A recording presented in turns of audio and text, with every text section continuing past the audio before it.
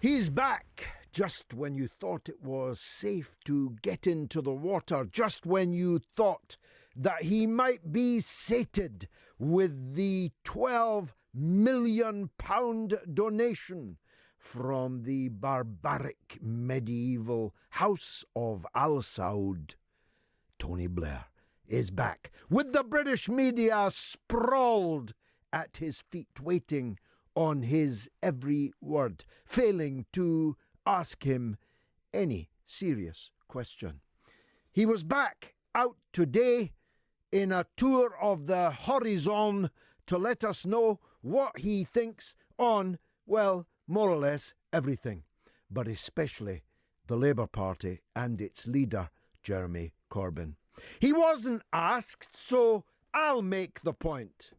How is it, Mr. Blair, that this man, who is an, quote, existential threat to the existence of the British Labour Party, unquote, is four, capital F-O-U-R, 4 points ahead of the Conservative Party in the national opinion polls, in the latest of which, from the only polling company that correctly predicted the outcome of last year's general election, gives Jeremy Corbyn pole position.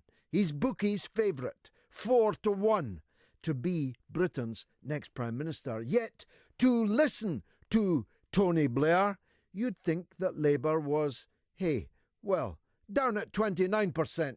In the national opinion polls, which was where it was when Jeremy Corbyn took over as leader.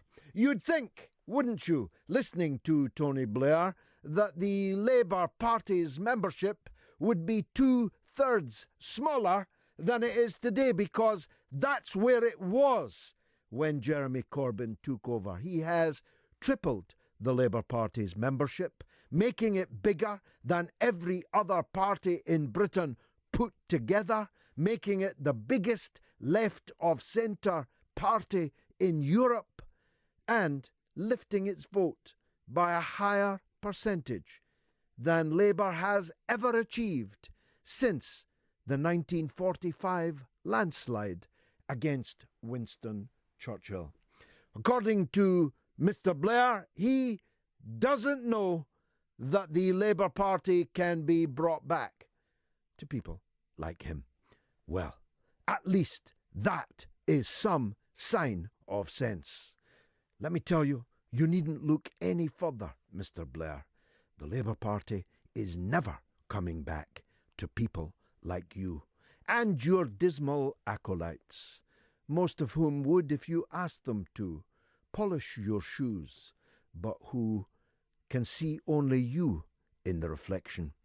A Blair Tribute Act would be the new breakaway party, which is, it's clear, this weekend, very close to launch. I say so because this week was significant not just for Mr. Blair's démarche, in which he said, incidentally, that Britain, he speaks for Britain, you see, Britain will not accept a choice between Boris Johnson and Jeremy Corbyn at the next general election. Having divined what Britain will or will not accept, Mr. Blair makes clear that, and I quote, a moderate centrist party will come in between them, will fill the gap left by both. I don't know if you knew, but Sir Vince Cable is the leader of the Liberal Democrats. You could not get more moderate and centrist than them. You could not get more anti-Brexit than them. In fact, moderate centrist anti-Brexism is them. They're currently standing in the opinion poll aforementioned at 6%. Now, I don't know why all these people, the Chuka Umunas, the Joan Ryans, the Shookers, the Manns, the Jess Phillipses and so on, why they don't just join the Liberal Democrats. At least they've already got an office. Not got much else, but they've got an office. And people know their name. a new party trying to occupy the same political space as them seems to me at least a duplication of effort. But hey, what do I know? Now, Sir Vince is apparently getting ready to quit. But as they said on the death of President Calvin Coolidge, how could you tell? He has driven the Liberal Democrat cause up a cul-de-sac. Tony Blair and his friends are determined to supplant them in what they define as the centre of British politics. But it's not just the Blair speech. It's the votes of no confidence in not one but two of Mr. Corbyn's most rebarbative enemies in their constituency Labour parties last evening. Joan Ryan in Enfield, who then described her own members who had expressed their no confidence in her as trots, Stalinists and communists, appearing not to know the rather substantial difference between these three things. And Mr. Shuker in Luton had the same fate on the same evening. His party members have lost confidence in him too. It seems to me that notwithstanding the backsliding of the Labour Party's National Executive Committee, and even some of those formerly imagined to be close to Jeremy Corbyn, people like John Landsman of Momentum, people like John MacDonald, for now anyway, the shadow chancellor of the Labour Party, despite their backsliding, that the members themselves are taking matters into their own hands. And the threat of normal selection, because that's what it should be called. Before every election, you have to be picked again to be the Labour Party's candidate in that election. The threat of that, never mind the actuality, is going to stampede Dan Hodges' famous 12 to 20, though last week he said maybe more than 20 now, and I agree with him on that, out of Labour and into something else. We'll be exploring that with Dan in the show this evening. We'll also be looking at Boris Johnson. His latest divorce, Dan Wootton here earlier said, was unlikely to damage him. Well, it's not impossible that that will be so. Things have changed. Divorces come and go. That's true. But Boris Johnson's private life makes James Bond's look like a Boy Scout leader. Boris Johnson's private life is so colourful as to be, well, lurid. And we will have a choice between the amoral Mr. Johnson and the highly moral Mr. Corbyn at the next general election. Whether Tony Blair likes it or not, that will be the choice before the British people at the next general election. And I'm not so sure that Mr. Johnson's lifestyle, how shall I put it, will not hold him back in that election. We'll see. Apparently he's upbeat about the divorce. His wife's getting the house, the car, the kids, the hi-fi, the dog, the cat, the record collection, and almost all of his money. But he gets to keep a blue British passport. We'll be looking at the Boris Johnson story too. But I suspect the story which will dominate the show this evening, at least as far as the callers are concerned, the latest development in the Scripal affair, the Salisbury affair, the Novichok affair. With careful timing, the first Monday back in Parliament so she could make a grandstanding speech, the police have suddenly decided to release the mugshots of the two prime suspects. In fact, it turns out they've known of these two suspects since May. We know that because the police searched the flea pit in the East End of London, where these two mugs, in the mugshots, shared a room with a double bed. I mean, things in the GRU ain't what they used to be. Expenses must be way down. No wonder Sergei Skripal called it a day there. They shared a room in a flea pit in the East End of London. We know that because the police raided it in May without telling the owner why. And the owner learned from the media this week that they had found traces of Novichok in their hotel bedroom. Nobody told the owner. More importantly, nobody told all the guests that have slept in that bedroom every day ever since. Nobody told the cleaners that have had to clean it ever since, every day. So these men were identified in May.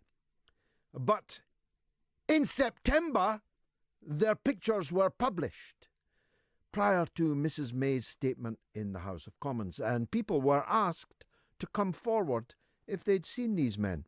You might think that it might have been better and more effective to publish these mugshots as soon as they'd identified these men, when people's memories, might have been a little bit fresher. People who've stayed in the flea pit in the East End of London are being asked, did you see these men in a hotel 6 months ago? When they could have been asked when their memories were rather more fresh. But that, I'm afraid, dear listener, is the least of it. A number of important points arise, and I'll be discussing this in a minute with Counter-terrorism intelligence officer, former Scotland Yard policeman and lawyer Charles Shoebridge. But let me, as it were, lay out my stall. The thesis that the Novichok, if that is what it was painted on the doorknob of the Scripals, died this week.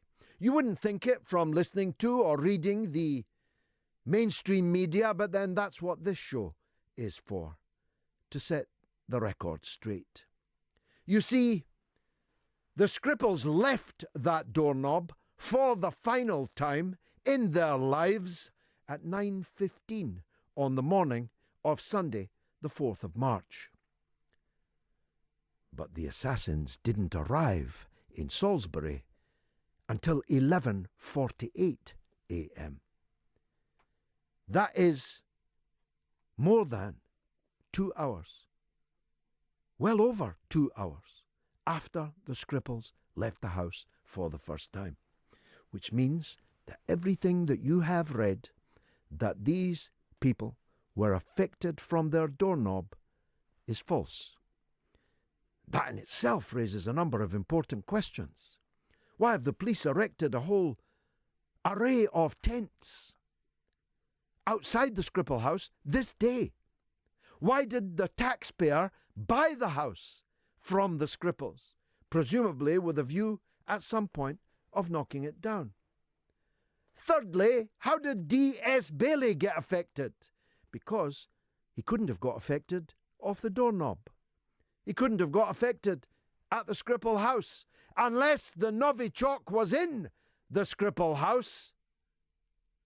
And that's where my now working hypothesis comes in. I don't know who these two mugs are, but I'm going to come to that in a minute. But I don't doubt for 1 minute that they are involved in this extraordinary story. It's my working hypothesis that they came to Salisbury on the Saturday and the Sunday not to paint the doorknob of the Scripals, but to meet the Scripals. And in that 4 hours, when both Sergei and Yulia's phones were simultaneously switched off, I believe that was to avoid surveillance of that meeting. Now, something went wrong at that meeting. The Scripals may very well have leaked Novichok upon themselves, or the mugs may have sprayed it on them. A second batch of Novichok has to be a second batch, by the way, because the perfume bottle in the charity skip picked up by Charlie Rowley and which killed poor Don Sturgis was sealed in cellophane. We know that because Charlie had to cut it open. So there's two batches of Novichok, but neither of them was painted on the Scripal's doorknob. Forget that. Because at 9:15, the Scripal's car was seen on Churchill Road and several other roads heading into town, into Salisbury, and never seen, ever seen, coming back again. Now, there are other oddities, of course.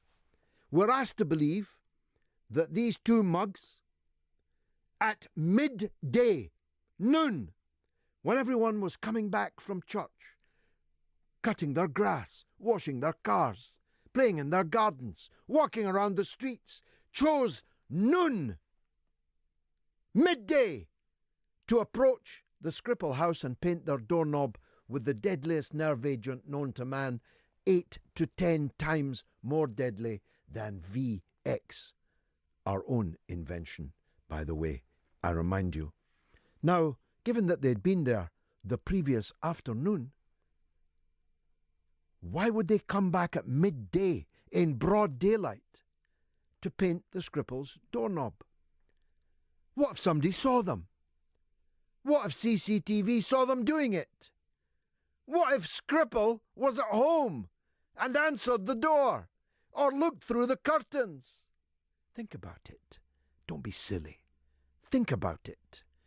If you'd gone to Salisbury the day before, you would have waited till it was dark, and then you would have carried out this potentially deadly assassination. The last time, the worst time to do it would be midday on a Sunday afternoon.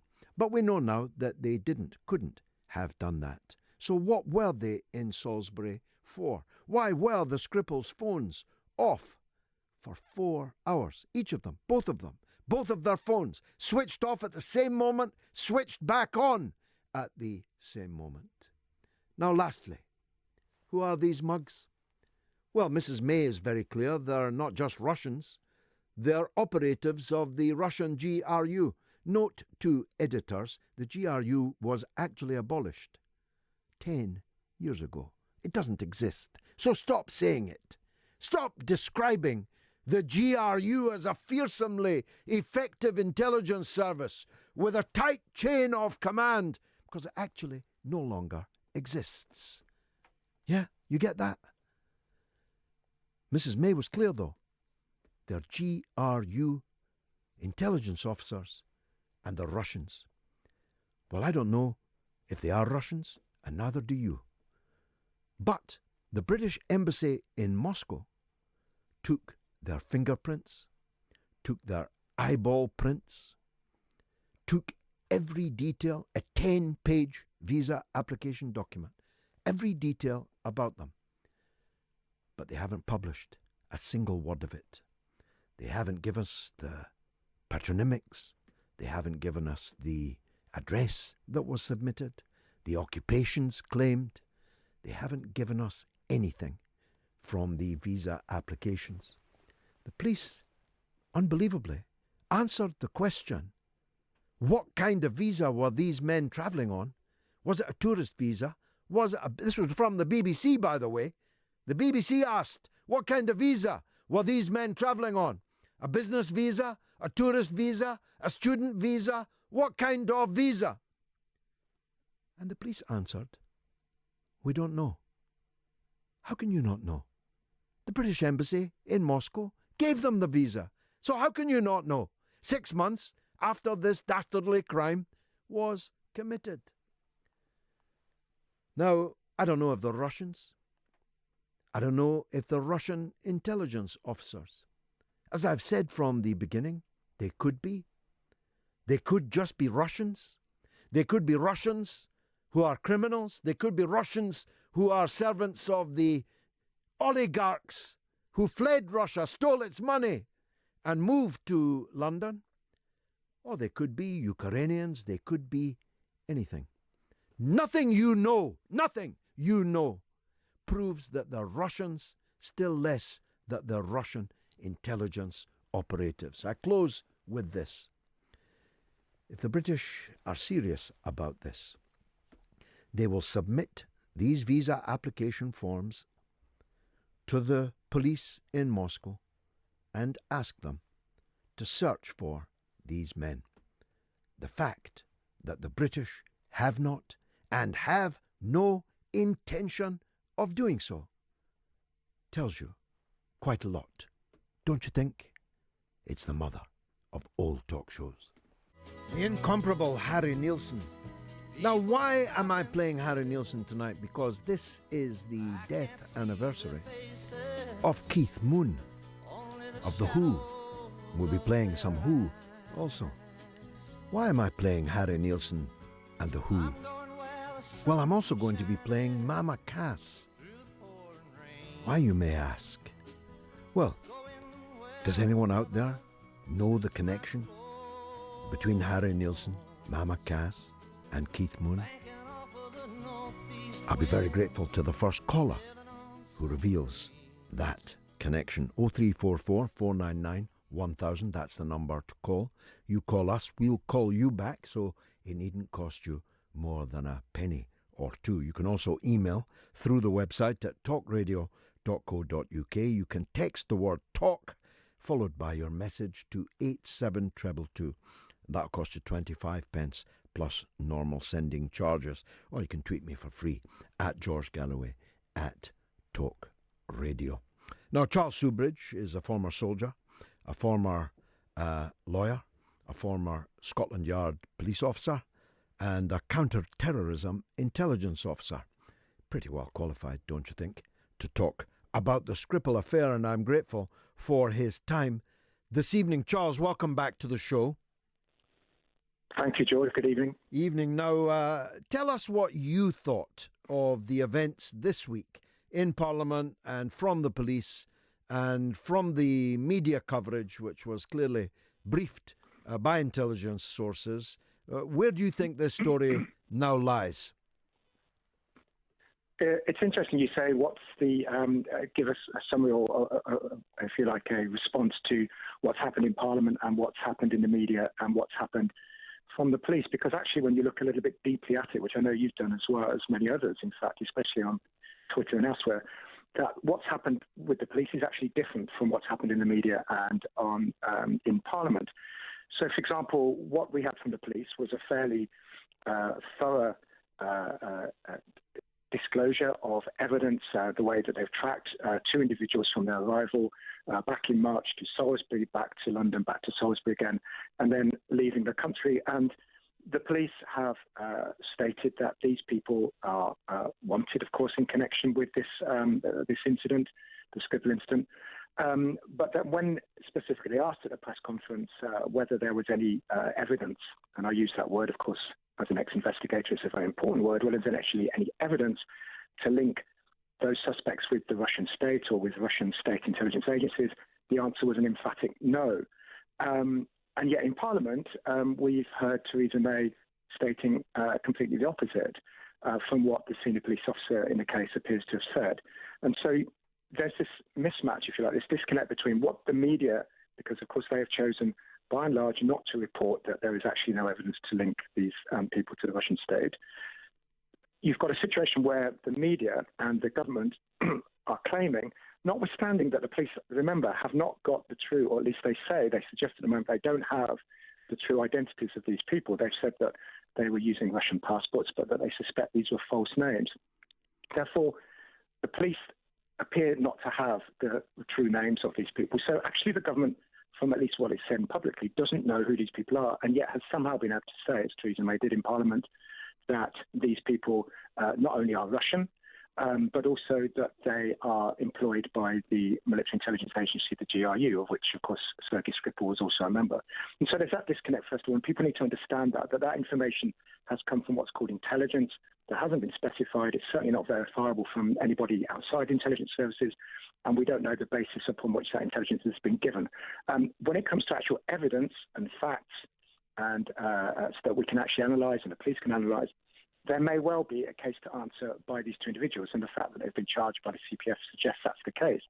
But the evidence that was actually presented publicly is of a pretty the most basic aspects of what is undoubtedly a complex investigation. And in that respect, it was astonishing to me as a former investigator, and I think to anybody that's got a background in that area, the the ease with which the police would have been able to track these people, because these two individuals, far from the very professional, disciplined hit squad that they've been presented to be by the media and by the politicians in this country and by the intelligence services who are briefing them, actually carried out what appears to be, if indeed this was an assassination attempt, a very incompetent attempt that turned out, as we know, because Sergei Skripal survived, turned into a very botched job. These individuals didn't. They travelled on Russian passports. They flew directly, it seems, from Moscow and then flew straight back to Moscow straight after the event. They used what is alleged to have been a Russian nerve agent. Of course, we actually know that this nerve agent, Novichok, was developed in the former Soviet Union, not Russia. And actually, since then, it's been in the capability of a number of countries, presumably including Britain, to produce this, and a number of countries, including Czech Republic, presumably America, and Iran, and I would say Iran under the supervision of the international watchdog, the OPCW, have developed this Novichok. So we cannot say that simply because this was a Novichok, it must have been Russia. But nonetheless, in the public perception, Novichok, as the government has made clear, is linked to Russia. So in all of those ways, whoever put this operation together, and I've got no doubt from watching these two individuals that we've seen over the last 24 hours, that they are not the brains behind this operation, that whoever has put this operation together clearly must have known that from all of these different aspects, these facets of the operation, that the finger would absolutely point to Russia. And because it's so obvious, you have to wonder whether the intention, therefore, of those people that put this operation together wasn't also to blame Russia. Now, of course, George, that doesn't mean that Russia did not carry out this attack. The point is that we just don't have the evidence to link Russia to it, and that if they did carry out this attack, they absolutely did it in a way that, without any shadow of a doubt, very quickly, because they had such a clear trail of evidence behind them, really carelessly, if they were being careless, it was obvious that Russia would be blamed, and therefore one has to assume that that was the intention, if indeed this is a professional organisation. Well, careless or careful, if you're formally involved in this kind of business, the intelligence game, is it not the case if you were a Russian intelligence operative, even more if you were two Russian intelligence operatives, you would fly in from a third country rather than from Moscow? Your fake passport would be a fake passport of another state and not Russia, that you'd fly out somewhere else other than Russia? Is it not the case that if you were a Russian intelligence officer, you would not have to book into a flea pit in the East End of London and share a room with your confrère, that you would not have to take public transport on a Sunday from Salisbury to Heathrow to make your egress? Anyone who knows anything about British Railway services on a Sunday would think that a very risky enterprise indeed. Would you walk around as a pair? Would you arrive as a pair, walk around as a pair, leave as a pair? Would you, after you had done your dastardly deed, as we're being asked to believe, tarry on the way up the road back to the train, looking in the windows of antique shops and looking at vintage coins and so on? Would you look up, as it appears they've done, to uncountable numbers of CCTV cameras and be captured in full vision in those cameras which don't appear to have captured the Scripals in anything like the same number of times? Aren't there so many, how shall I put it, oddities is the most neutral word I can come up with, about this, that it points away from Russian intelligence rather than at Russian intelligence? If you look at every single one of those inconsistencies you've mentioned, absolutely are, as you described, they are inconsistent with the narrative that this is a professional an attempt at killing Sergei Skripal carried out by a professional state-sponsored hit squad. That doesn't mean to say it didn't happen. It just seems that it would be extraordinary if that was to be the case. That's true. It would make them Austin Powers rather than James Bond, and that can happen. We can't rule that out. But, if this was sanctioned, as Mrs. May said it was, in terms, by Putin himself, do you think the game plan would have been quite as amateur-ish as this one? The way that the GRU has been portrayed by Theresa May is, I suspect, an accurate portrayal as a highly disciplined, highly professional, and in certain circumstances, lethal military intelligence unit. But that description, as you've so clearly said, absolutely does not square with the inconsistencies that we've seen in this operation. And I would add two other, of course, to those that you've mentioned, and that is, of course, the use, again, of a nerve agent allegedly that absolutely would point back to, that is a very rare nerve agent that would actually point back to Russia as the culprit. And secondly, of course, and absolutely crucially, that's often forgotten in all the detail of all this, that actually failed in this apparent attempt to kill Sergei Skripal. Now, I forgot to mention that in the long catalogue of strange things. Yeah, it's kind of important. And of course, with the subsequent death, of course, of Dawn Sturgis, which was, and of course, she was not even a target of these people, if indeed the connection's there, because of course they're not charged with that as yet. But what this is all consistent is with either an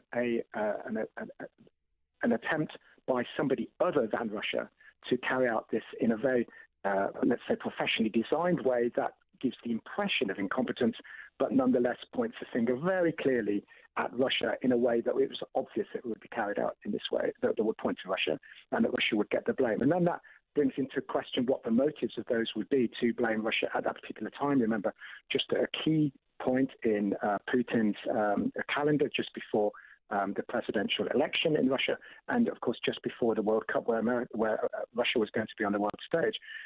But also it might be consistent, of course, and I know you've put forward this yourself, and it's something that I agree with, that a possibility. We don't know the full evidence that the police do, but it's a possibility on the evidence that's been publicly given that, in fact, this may not have been an assassination attempt at all. It may be that, for example, some kind of meeting was planned. When you look at the video and the photos, for example, of them looking in that antique coin shop, as you just mentioned, these two people do not present, first of all, as professional killers, but if they are professional killers, they don't present as if they're on a mission. Now, of course, that's a subjective viewpoint, but they look very relaxed, they look happy, they don't look in any way concerned to be out of the way of cameras or to make their exit in any rapid way out of the target zone, shall we say. And so all of that is inconsistent and hard to square with what the government's narrative is. But in many ways, we don't need to worry about this because the police behind the scenes undoubtedly have a lot more evidence. For example, I would suspect they have DNA of these individuals, they have finger marks and so on. What's interesting today, of course, is that Russia has, if you like, in a way, called Britain's bluff. And Russia has, it's only been in a couple of newspapers because they don't report this kind of thing, just as most newspapers didn't report that the British police have actually said there's no evidence to actually link these people to the Russian state. But the Russian state today has, of course, said to the United Kingdom, look, produce your evidence, at least some evidence to us, so that we can help you to identify these people. Now, if Britain is absolutely convinced that Russia is behind this, they should call Russia's bluff. Britain should call Russia's bluff. Britain should supply these fingerprints. After all, if these people are ever arrested, they will be disclosed with this evidence anyway, and let the Russians then not come back and identify these people. Because you mentioned, for example, that they flew directly to and from Moscow, and that is what the police indeed have said. And that itself suggests to people like myself that it may not be a Russian operation, or it may be an operation that is designed primarily to point the finger at Russia. But just imagine if once they got to Moscow, actually it would have been very easy for them, of course, perhaps even using different passports, to actually then get on a flight to Warsaw or to, who knows, Kiev or somewhere like this. So they may not be Russian at all. They may have not come from Moscow initially, but all of this investigation would require the cooperation of the Russian authorities. That cooperation has been offered, and the British government, not the British police, of course, the British government has explicitly rejected that cooperation. And my challenge to the British government would be, as a former investigator, call, if you believe it's true, call the Russians' bluff and actually send not all of the evidence you need, and certainly not the intelligence that they claim to have, but send enough so that the Russians then can't say, oh, actually, you haven't sent us anything, so we can't help you. But I suspect the British won't do that, and you have to wonder why that's going to be. Going back to your original point, George, when you mentioned about would all this be consistent with the actions of a professional hit squad, let's look at the prime example in the world of professional hit squad. Let's look at the country in the world that carries out, by a very large margin, the largest number of extrajudicial killings, murders, called assassinations in the world, and that country is Israel. Mossad carries out on certainly many killings a year are carried out by Mossad around the world. And this isn't just me saying this, is fact. Anybody can research that on the internet from what they would call reputable news sites. Can you imagine for one moment Mossad, for example, traveling on Israeli passports? Can you imagine them flying into the target area from Tel Aviv and then going straight back again and using a weapon that absolutely would point at Israel? Even in these cases, everybody knows it's Israel, and Israel doesn't even seek to hide these killings. But even in those cases, whether it's killing in Malaysia, in Dubai, they used all these stolen foreign passports. They didn't come in on Israeli passports. They wouldn't, not in any of their operations.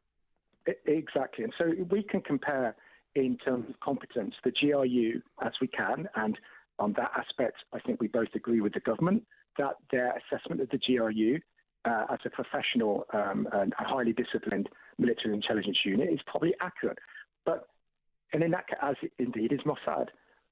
But how can it be that one would act so much more professionally than the other? It's very, very unlikely, unless, as I say, the intent was to actually point the finger at Moscow in the first place. And that would suggest, that then raises questions about whether this actually was the Russian state. Or, of course, the alternative, that perhaps this wasn't an assassination attempt at all. We know as well, for example, that the Scripals were away from their house for some time on the day of the incident, March the 4th. We know, for example, that these suspects arrived in Salisbury only at midday on Sunday, and then they were there only for a couple of hours. Now, for 6 months, the media have told us that the Scripals left their house at 9:15 in the morning, and as they left the house, they got the nerve agent off the door handle. We now know, of course, that all of that the media suggested is completely false, as indeed so many aspects of the story. And so therefore we've got this hidden 2 hours where apparently, according to the official narrative, that these people were poisoned by their front door handle. And yet we know that actually, well, we don't know, but from what we've told so far, these people were out of their house by 9:15. And as far as we're aware, of course, we can't prove it either way because we don't have all the evidence that the police have, but they haven't mentioned this either. At what point did they go back to their home? And if they didn't go back to their home, how could they have been poisoned in the way that's been described? The fact is, George, that, I'm sure you agree with this yourself, that despite all the information, and there was a lot of information given by the police yesterday, and we've waited 6 months for that, an extraordinarily long period of time, especially since the police yesterday were asking for the public's help 6 months later. But nonetheless, that information is out there. But in almost every instance, the more information they've given, it just begs more and more questions, particularly because this narrative has consistently shifted as the facts become known. People struggled, of course, those people in the media who support the government without question have then changed their explanations to fit the narrative. So once again, yet more questions than answers. And of course, those questions are only really probably going to be answered if there's a trial. And that seems very unlikely at this stage. Charles Shoebridge, expert, counter-terrorism intelligence officer, Scotland Yard et al. Thanks for joining us on the mother of all talk shows. That's The Who. What's the connection? My next guest might actually know. What's the connection between Mama Cass, Keith Moon, and Harry Nilsson? What's the connection? Nobody's got it yet. One or two are nibbling around the edges, but nobody's got it yet. My next guest is former Fleet Street executive and my talk radio colleague here and friend, Mike Graham. He joins us now. Mike, my apologies for the time, first of all. I've been burning up the airwaves with the Scripal issue, but I want to talk to you about a number of things, not just that, if you'll allow me. Fleet Street, what's their take on Boris Johnson's love life? If thee or me had a love life like Boris Johnson, we wouldn't be necessarily regarded as likely leaders of Britain's Conservative Party, would we? Well, it does supposed to be, it seems to me, be the party of family values. Not quite sure where that all went wrong for Boris. He's obviously quite well, keen he's got a lot of kids, some of them to families. other people's wives and so on, but I mean, he does like children. He does. I mean, I said this morning on my show that I think that a divorced man, I'm pretty sure I'm right in saying this, has never occupied number 10 Downing Street. Oh, that's interesting. And, of course, the idea that a man who has his proclivities runs the country, but with occasionally sneaking girlfriends in the back door, seems a bit of an odd sort of thing to think about. However, I must take slight issue with you on the whole moral guidance scenario, because you were saying that the very immoral Mr. Johnson would be up against Mr.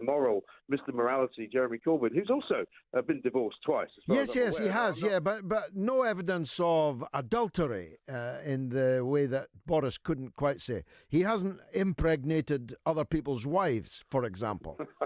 Well, I'll take your word for that, George. You know better than I do. You know, all I can He's actually quite boring, Mike.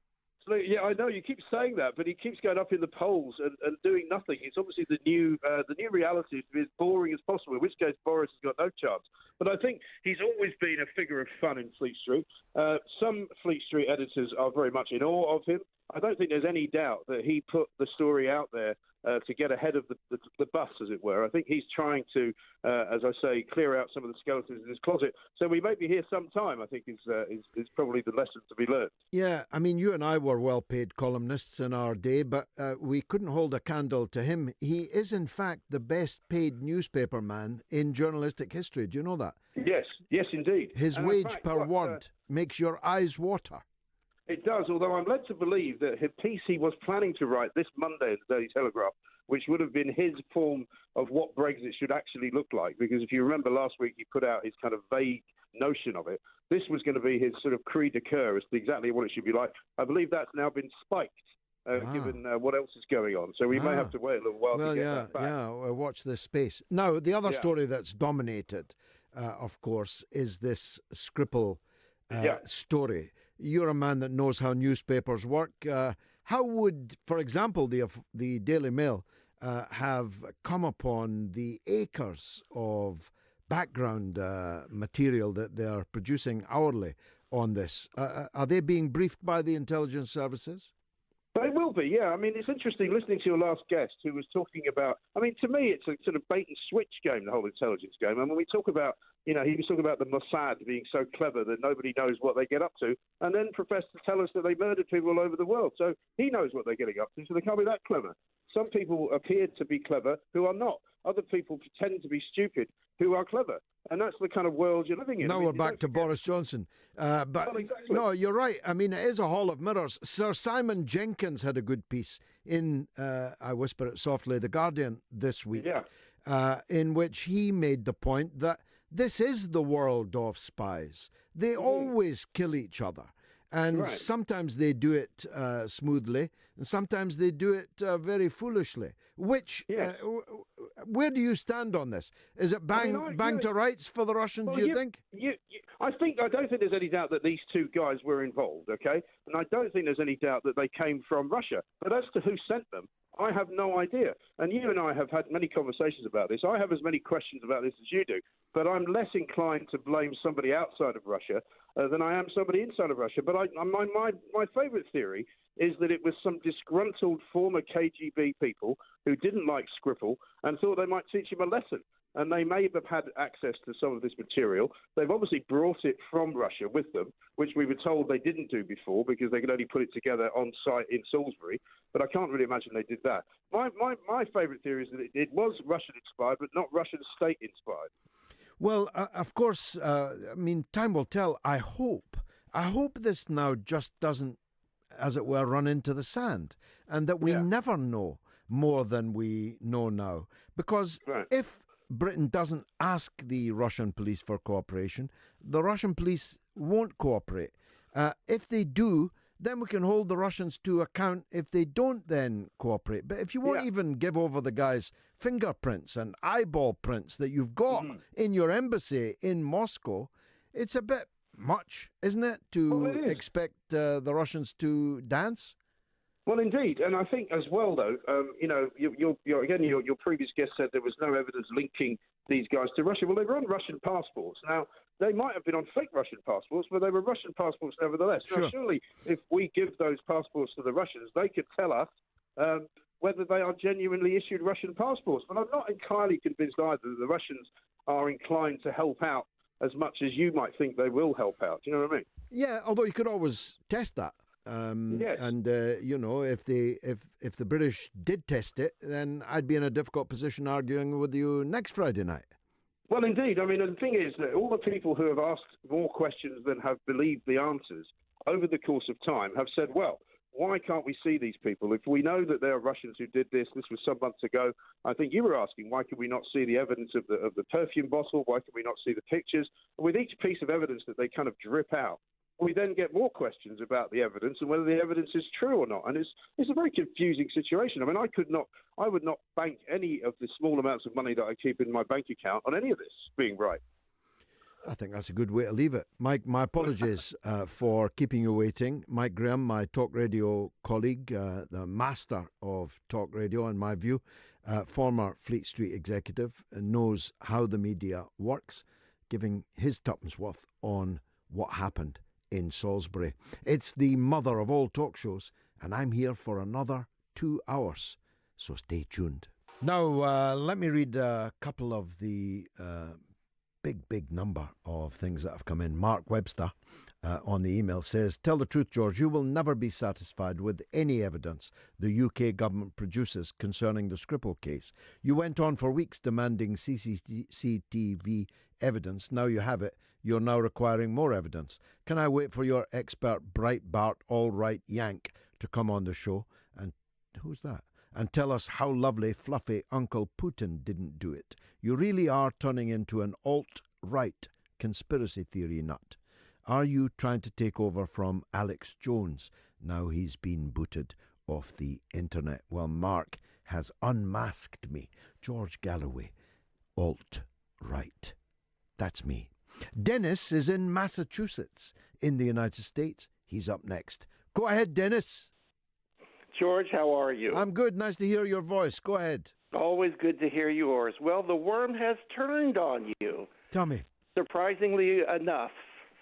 The first thing, by the way, I, as you know, I deplore Alex Jones. Yeah.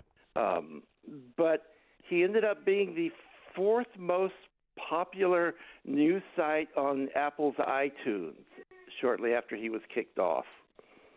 But more than that, you yourself have been the victim of this kind of mentality, because your August 3rd show does not show up anywhere. Not on YouTube, nowhere. It has been scrubbed. And I can only assume it's because I had that discussion pointing out that Chomsky was a Zionist gatekeeper. Well, the fact that you think, Dennis, that Yes. would be a reason for the scrubbing of an episode from YouTube, etc., makes me think that you are deluded. But why was it scrubbed? Well, first of all, I don't know that it is. Secondly, Well, look it up. I will. You can look it up right I will now. look It's it. not I will there. look it up. But I'd bet my house that if it has been scrubbed, it was not because of anything Dennis in Massachusetts said about Noam Chomsky. I'm sorry, that's a Most delusion, excellent. Dennis. Most excellent. So now you're sort of. I would think you would have been more upset that the episode was scrubbed. But if it has been scrubbed, what would be the reason? If it's been scrubbed, I'll put it up again. So there's absolutely no reason why an episode of the mother of all talk shows, produced by Mr. Murdoch's talk radio, would be scrubbed from YouTube. I give you that as an assurance. And from the mother of all talk shows. Well, yeah. Well, I'm a part of this radio station, and it would not. Right. It would be a matter of the gravest importance if YouTube, Exactly. if YouTube scrubbed an edition of the mother of all talk shows from Mr. Murdoch's Talk Radio. So let's move ahead. We'll try and resolve that before the end of the night. I've got my producer looking at it, I'm sure, right now. But Dennis, let's go back to Alex Jones. Now, like you, I despise. I'd go as far as to say I despise. I despise the man. Yes, exactly. And I saw his Periscope the other day, where he mercilessly baited a CNN journalist in a queue. Now, I hate CNN, and maybe this man is the pits. I have no idea. But the behaviour of Alex Jones in that berating of this young man in public and live on Periscope was one of the most revolting things I have ever seen. It was, in my opinion, pure fascism in action. That's what it looked like to me. Now, is that what's got him banned? No. He got banned, as you know, by Twitter and all the Facebook and all. Yeah, but he seemed to get banned immediately after this Periscope. Do you know what I'm talking about, this Periscope thing? I am concerned that having done that to him, it has been done to you. And no. I'm alive and kicking, my dear. But it's always a possibility. I you're alive and kicking. Yeah. I didn't say to the same extent. Well, no, you heard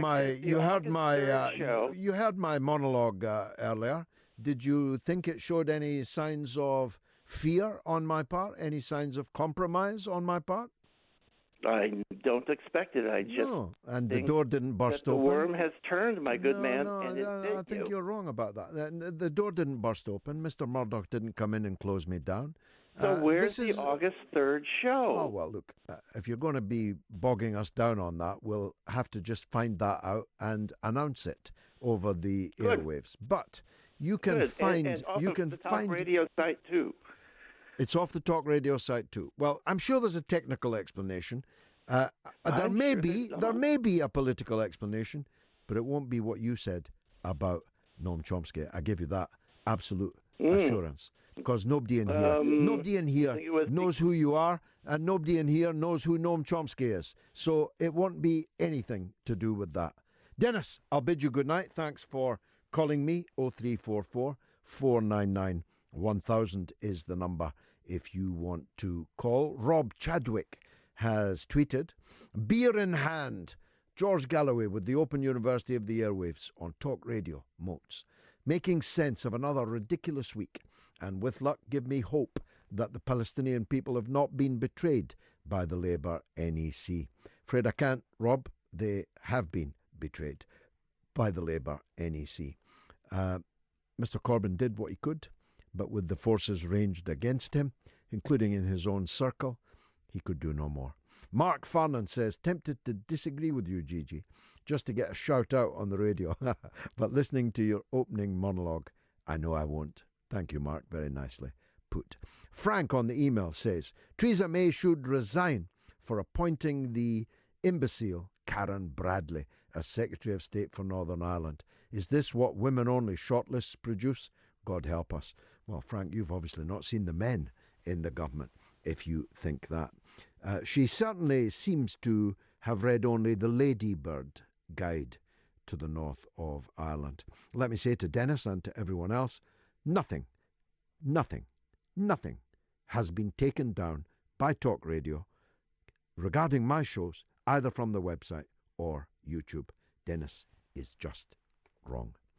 Let me see an SMS, this time from Peter.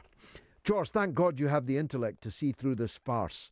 I have studied for many years operational techniques of the security services and have many friends and colleagues with first-hand experience. We all agree that if Russia wanted to assassinate a spy in the UK, they would not send the assassins on Russian passports. Mossad used British passports. From Moscow, on the national airline, direct to London, and then take the most photographed route possible to Salisbury, and whilst at Salisbury station, be photographed over 2 days, then returning again by the most photographed route to London to board a national flight direct to Moscow, while wearing an easily identifiable jacket at all locations. This is childish and silly. And how coincidental that after 57 days, they find a hotel room, which I presume was cleaned many times beforehand, a trace of Novichok. It's no coincidence this story broke this week. I believe it will coincide with a false flag chemical attack in Syria, and it saddens me to say, aided and abetted by the West, to be blamed again on Assad and Russia. The West is playing with fire, and they may get badly burnt. I couldn't put it better than that, Peter.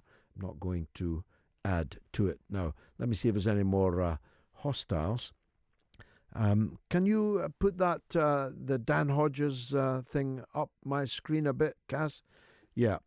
I'm really surprised that George has Dan Hodges on his show when he's always slagging Corbyn and his supporters. I'm a bit puzzled because George should really destroy him on air. That's from the Underdog, who helpfully has a picture of a dog as his avatar. You misunderstand the nature of intellectual discourse, Mr.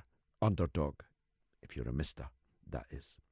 Because the whole point of a radio show like this is that ideas can be tested one against the other, that arguments can be had, and that people can be persuaded by the clash of ideas on the radio.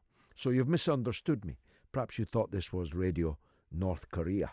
Liberal Pete says, hello, George, with the Labour Party firmly in the grip of the Trots, Stalinists, Communists and other hard left types, I would urge all decent, moderate, fed-up Labour voters to join the centrist Liberal Party, which is the only antidote to the extremes of both the Labour Party and the Conservatives. That's from Liberal Pete in Islington.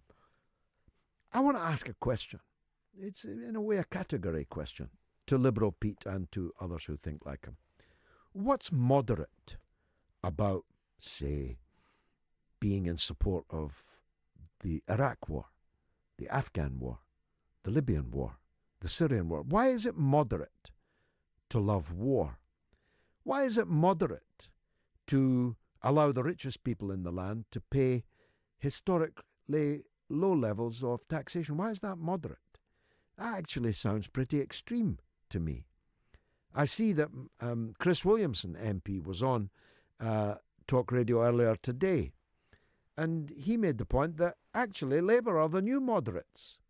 Labour are putting forward, he says, a policy of extreme moderation.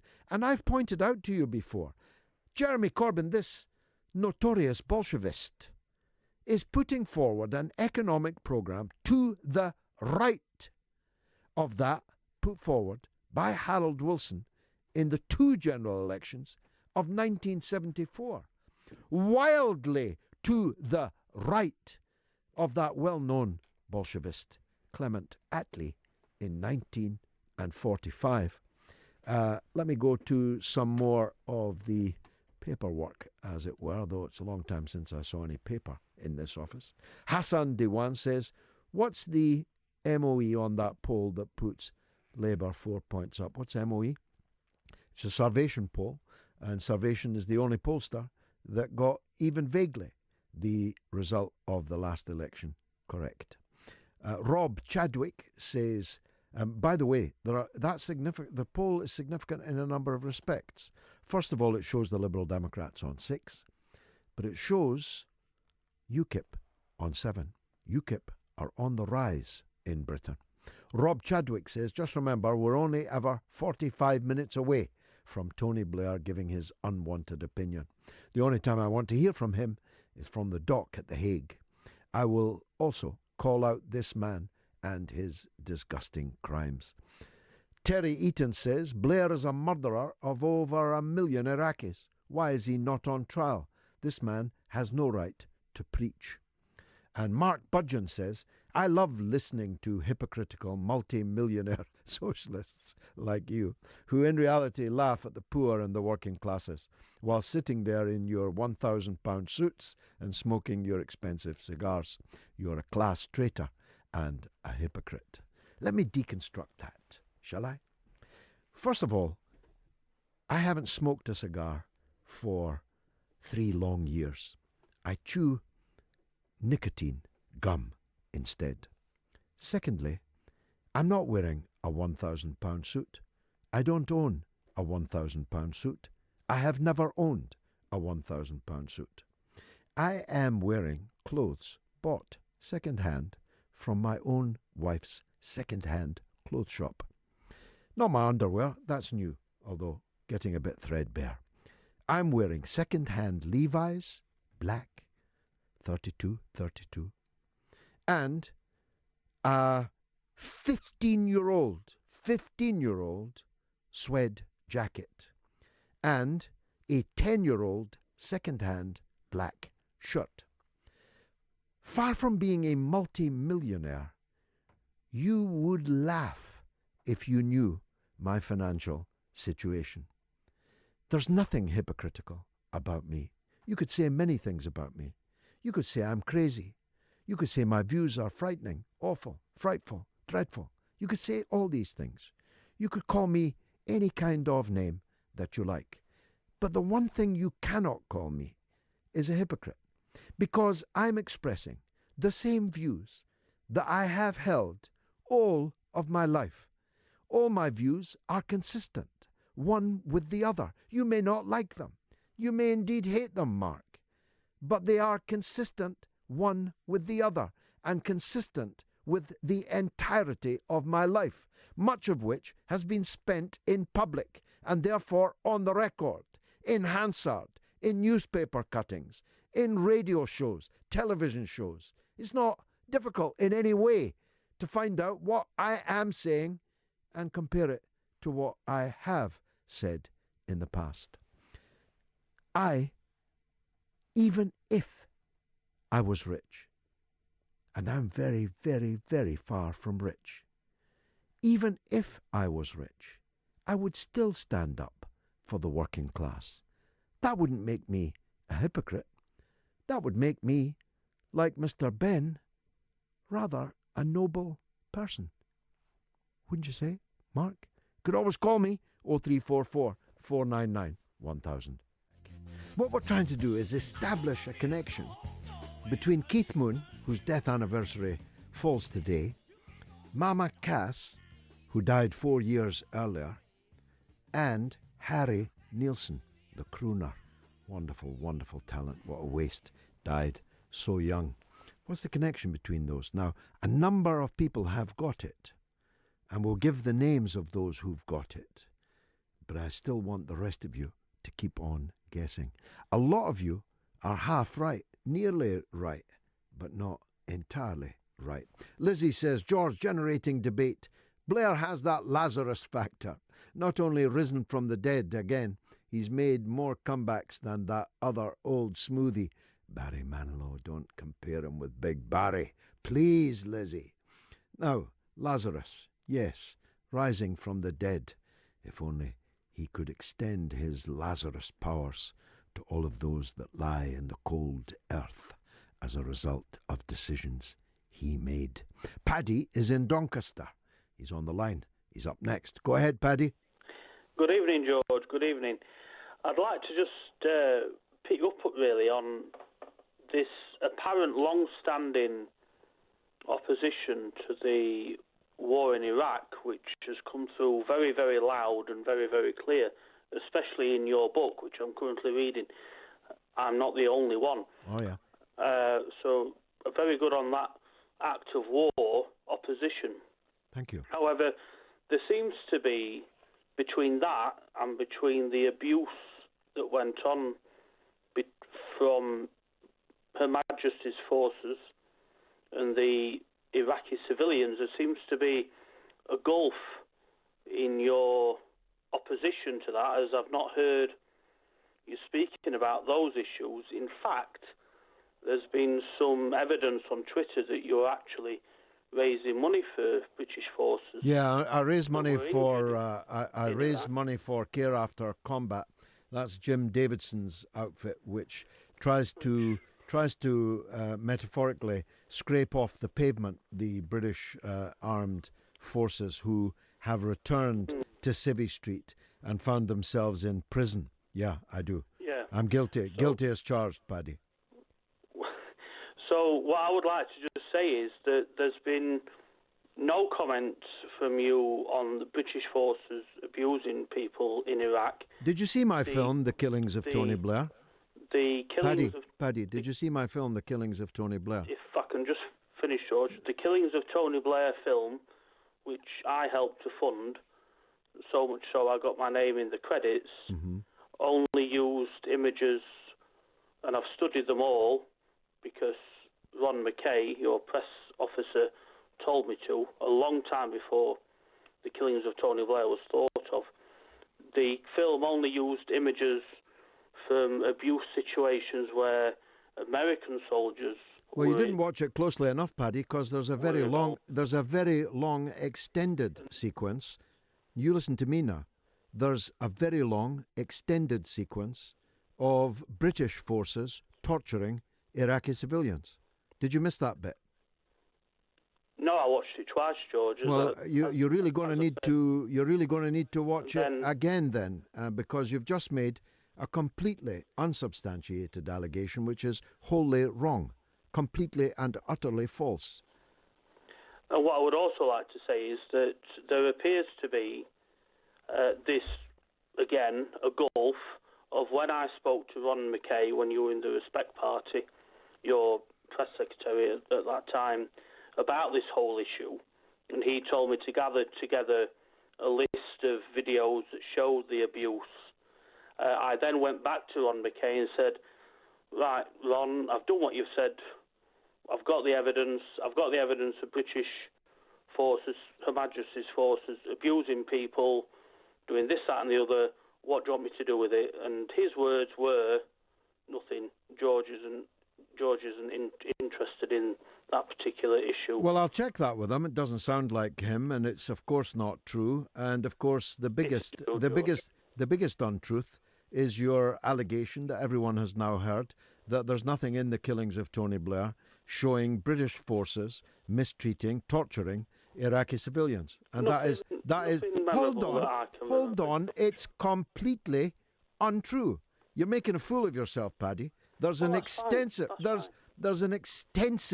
sequence of a British brute torturing at least 4 Iraqi civilians in the prone position with bags over their head, screaming in a clearly English accent, vile abuse at their prisoners. So in that case, George, what you just said there is that I've only missed, if I have indeed missed, I've only missed the one British soldier, which is fine, but I wouldn't consider that. It is a long sequence. I wouldn't consider that. It is a long sequence. You're talking through a hole in your hat. But let me address your overarching point, Paddy. Now that we've established that even though you watched it twice, you missed a significant chunk out of it. Maybe you're going to boil the kettle at that point. I'll give you that.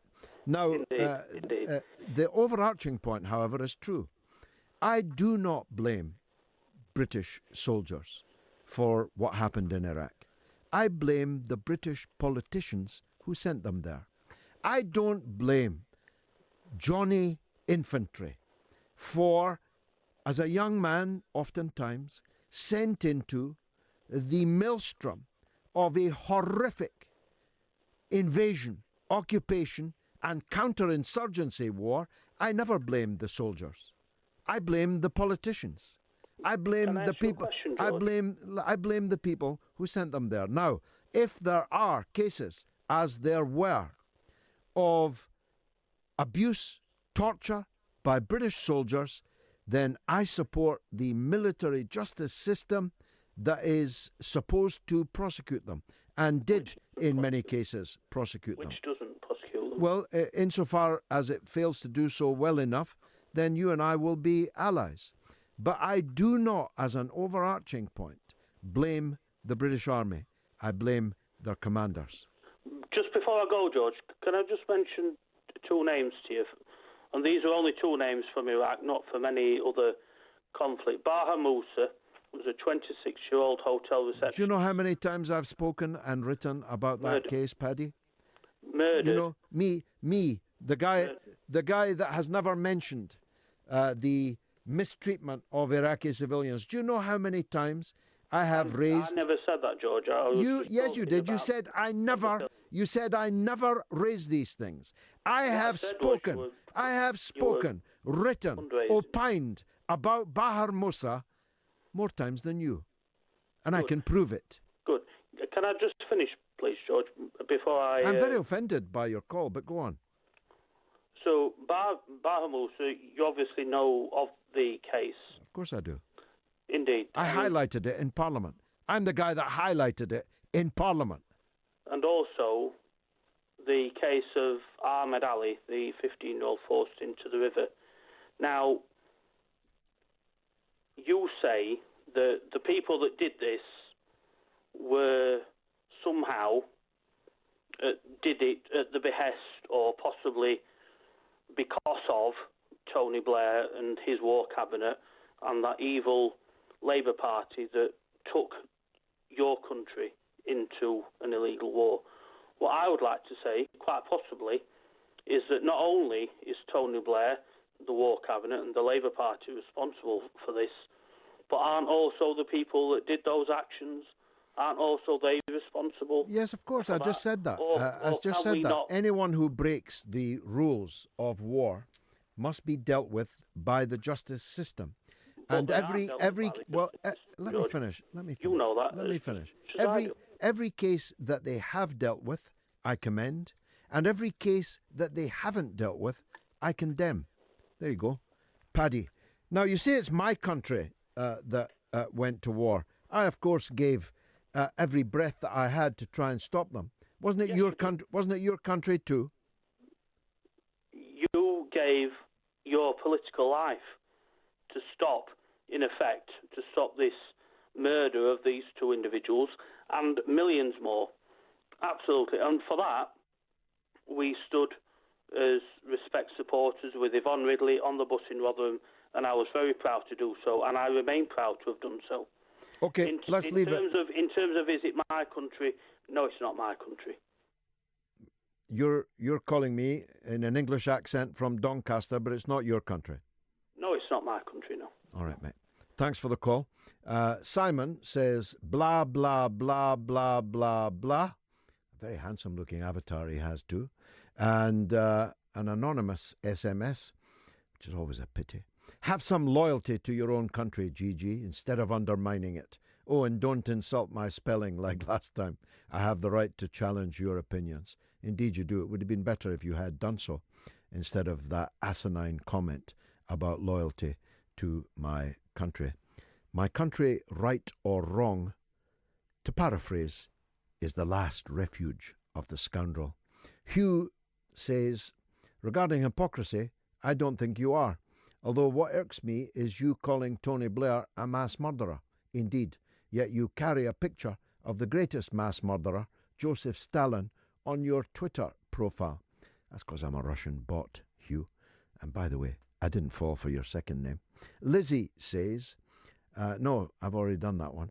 David Leviscont says, the capitalists have such a tight grip on global institutions that change seems almost impossible. Have we created a system to enslave ourselves, or have they created a system to enslave us? And Hedy says, Dennis is entirely wrong. The August 3rd show is available right now on the Talk Radio site. I just listened to it. Thank you, Hedy. Maybe it's not available in Massachusetts because they're trying to keep Dennis out. John says, George, can I unmask who I think is the anonymous coward who stabbed President Trump in the back this week, to the New York Times? I think it is Kelly Ann Conway, who strangely has gone to ground and is giving no interviews to the media. That's from John in Stoke. Very interesting. That would be quite a turn-up for the books if that were true. George, I'm concerned, says David. My work colleagues, who are normally pretty well informed, have bought this Salisbury Russian assassin story hook, line and sinker. They are not using their usual skills of critical analysis.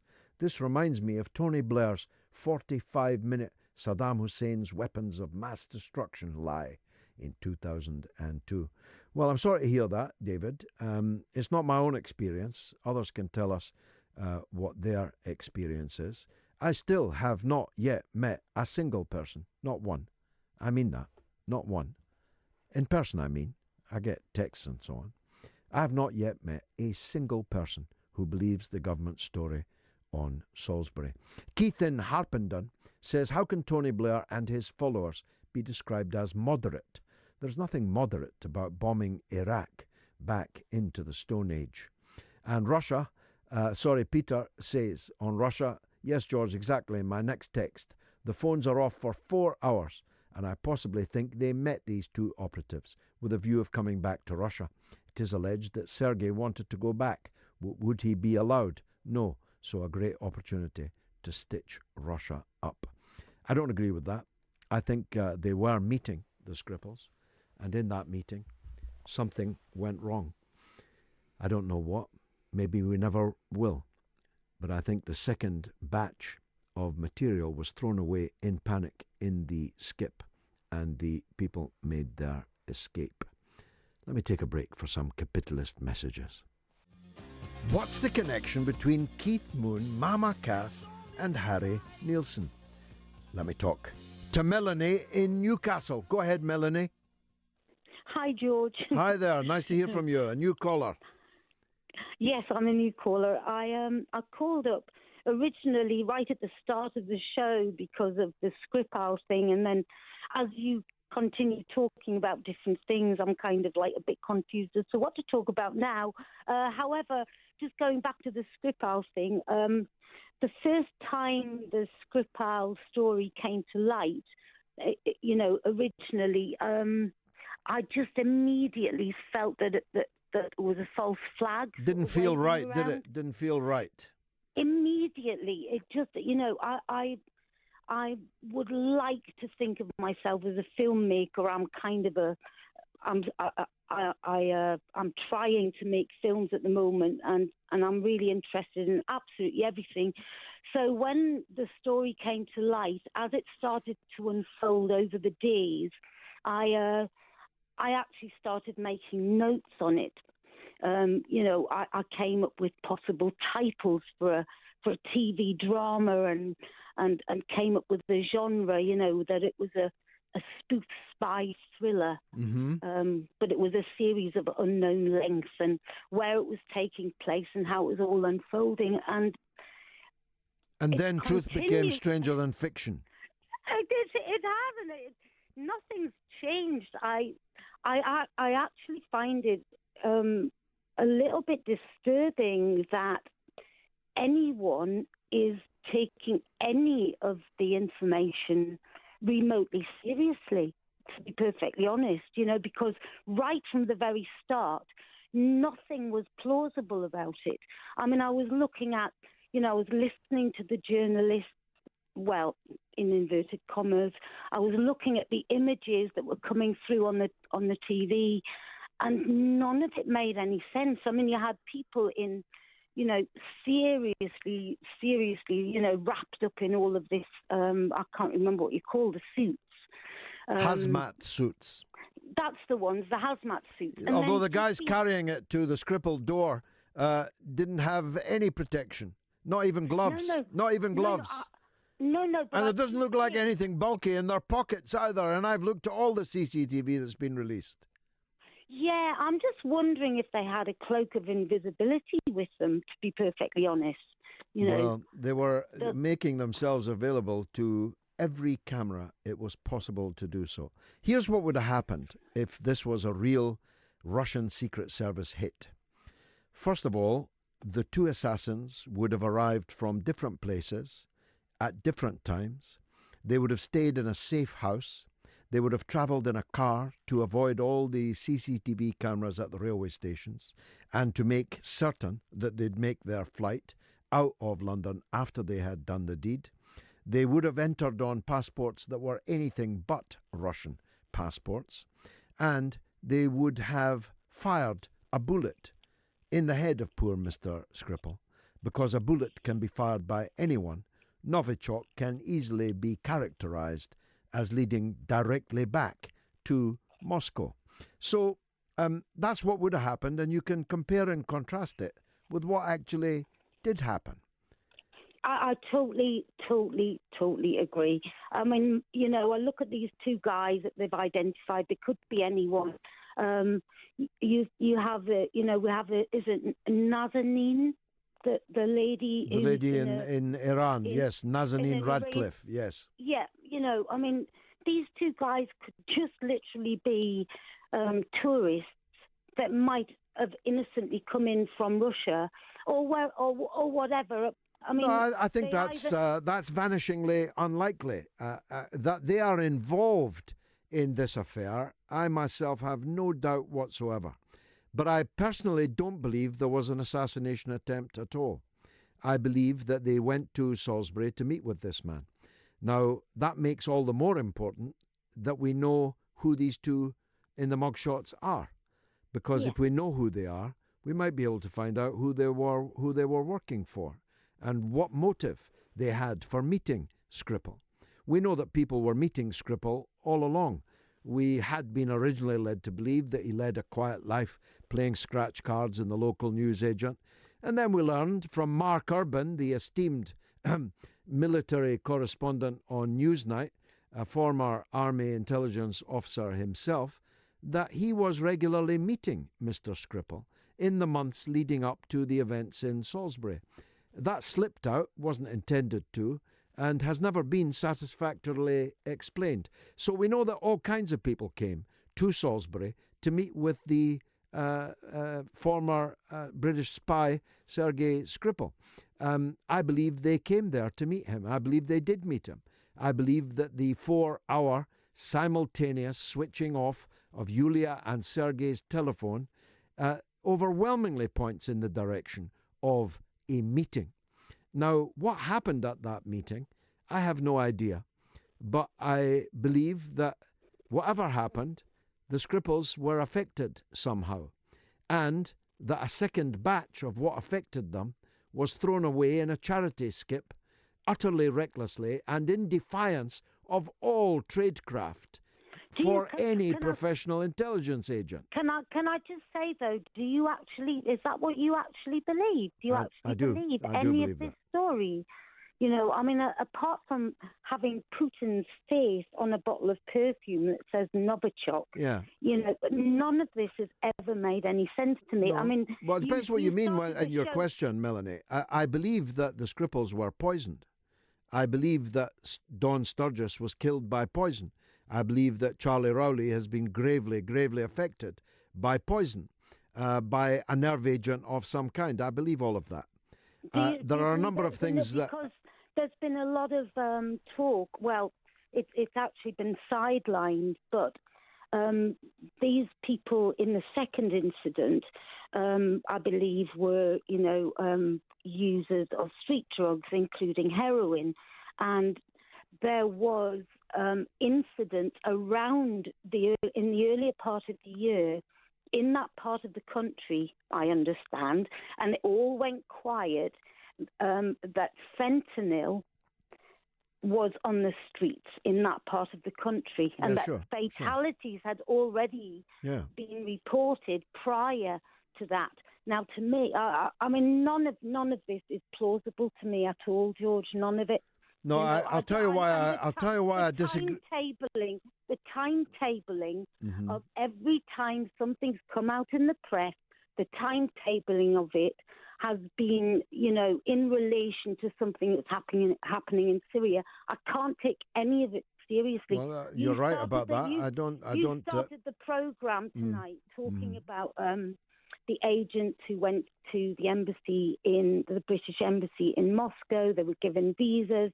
Now, if our intelligence was any kind of intelligence, why did they get the visas in the first place? If now we know they're agents, why didn't we know they were agents then if we know they're agents now? Well, that's a very good question. And by the way, Melanie, it's very, very difficult for Russian people to get visas to come to Britain. Yulia's own cousin was refused a visa. Two men of military age intending to travel to London for just 4 days would flash a number of alarm bells. Any applicant has to fill in a 10-page application. Their eyeballs are scanned. Their fingerprints are taken. Checks are made on their identity. So why now do the intelligence services insist that these people were agents when they didn't insist with all of that information being taken at the embassy in Moscow? No, it's a very good question. It's one I'm myself raising. I don't believe that they are agents. I don't even know that they are Russian. I don't believe that they are agents. And if the British authorities want to find out who they really are, they should cooperate with the police in Moscow and insist that the police in Moscow cooperate with them. And if the police in Moscow don't cooperate with them, then the case against Russia will be much stronger, won't it? Yeah. Melanie, thanks. A wonderful call. I really appreciate it. Don't be a stranger. Stay tuned. Hugh says, OK, you didn't fall for my surname, but I just wanted to point out the oddity of having Stalin's picture on your profile. He was an evil thug, murdered millions of mainly poor. I'm not calling you hypocritical, but a double standard at the least. Well, my Russian backdrop to my Twitter profile is because, according to the authorities, I'm a Russian bot. I've already explained that to you. George, got my 50th birthday present yesterday. 2 tickets for your and Ken's talk in Liverpool. Can't wait. I know you won't agree with this, as you don't hold with conspiracy theories. But can anyone really be in any doubt after the attacks in Corbyn over the summer, the farcical Salisbury affair, and the non-existent chemical attack in Douma, that British democracy is only a thin veneer designed to pull the wool over the eyes of the public? The ruling elite controlling the so-called deep state and puppet media are in charge. They fear Corbyn's policies and will do whatever they can to make sure he is silenced. Let's hope the great British people see through their antics and can keep the faith until the next election. We are living in strange times where socialism exists only for the super rich, the royals with their taxpayer handouts, the bankers with their bailouts, the landed gentry et al., while the rest of us have to operate under a capitalist dog-eat-dog system. If we fail, no one bails us out. The ruling elite fear people power more than anything else, and I believe that if Corbyn gets in, it may at least be a first step towards regaining true democracy. For the many, not the few. By the way, doesn't Blair look haunted today? And so he should. That's a truly wonderful SMS, John, and I look forward to seeing you tomorrow at St George's Hall. All tickets are sold. Now, Callum, let's hear from him. He's in Cardiff. Go ahead, Callum. Hi, good evening, Joe. How are you doing? Good evening to you, sir. Yeah, I think the main problem is the fact that everyone's got skin in the game. You don't even know why anyone in the media is saying what they're saying anymore. You don't know. We dragged into Iraq. We almost got dragged into Ukraine. Just based off, what information? Was it false? Was it true? Which of it wasn't? That's a very good way of putting it. Everyone's got skin in the game. That's a very good way of putting it. And that's especially true of the political class, who are now in a revolving door situation with corporate power. They are in politics for a little while. They pursue policies that favour corporate power. And as soon as they leave politics, they themselves become part of the corporate power. That's quite a new thing in Britain. And Tony Blair's regime actually marks, in a serious way, the beginning of that. Well, I think the point on Tony Blair is, on the left wing in this country, there seems to be this divide between identity politics in Jeremy Corbyn and then corporate politics in the old Tony Blair, and like this liberal elite. Yeah. And there's no real room for like the old working class left wing. The one that came out for the Brexit vote, for example. And well, I'm with you. I'm with you on that, and I think that the Labour Party would be in peril if it ignores the fact that at least 5 million Labour voters voted for Brexit. Yeah, but it seems that the Labour Party seems to have gone down the route of identity politics rather than going. I agree. I've spoken about that many times. Yeah, I've spoken about it many times. We see the same thing with the Israeli supporters as well. Not that I'm against Israel, but that's a separate issue. But it seems dogmatic in the fact that people pick a post and they don't listen to any reason about it. Mm-hmm. You know, it's just the same in the left wing. You were talking earlier about Alex Jones. Yes. Like, it's a sense of sense. Is like, I don't know how you could call it fascist. The fact that you go up to someone in CNN who was part of a campaign to deplatform him from every news network, or every social media outlet, in an organised attack that came from a 300-mile radius near San Francisco.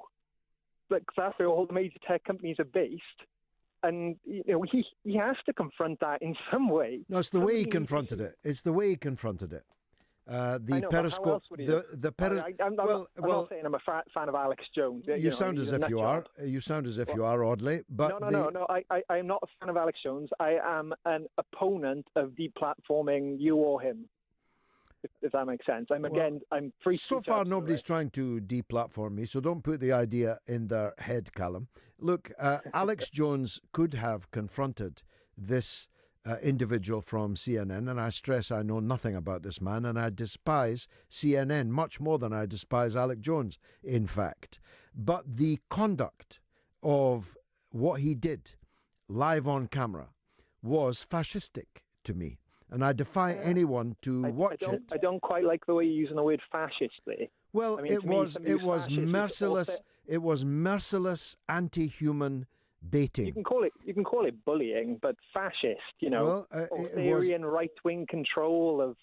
You know, it doesn't even. I think it devalues the word. Alex Jones has a lot of interface with fascism. He has a lot of interface with actual fascists in the United States of America. What do you mean by actual fascists? Actual fascists, the kind of people that are in the alt-right in America. Many of them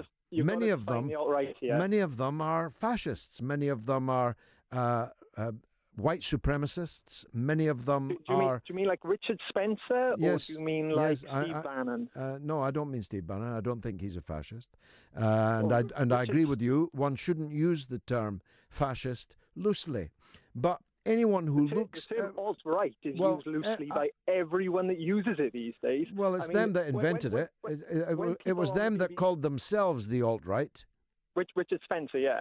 But that term is used to describe literally everything from Trump to like the re-emergence of classical liberalism to, you know, libertarians, like anyone to the right. Not by me. Clinton. Not by me. It isn't. But if something looks like a duck, quacks like a duck, and walks like a duck, it's probably a duck. And anyone who can should look at the 9-minute video of Alex Jones and a guy from CNN in a queue and tell me if you don't think it looked like fascism. Callum in Cardiff, grateful for your call. It's been a good 2 hours. I hope you'll agree.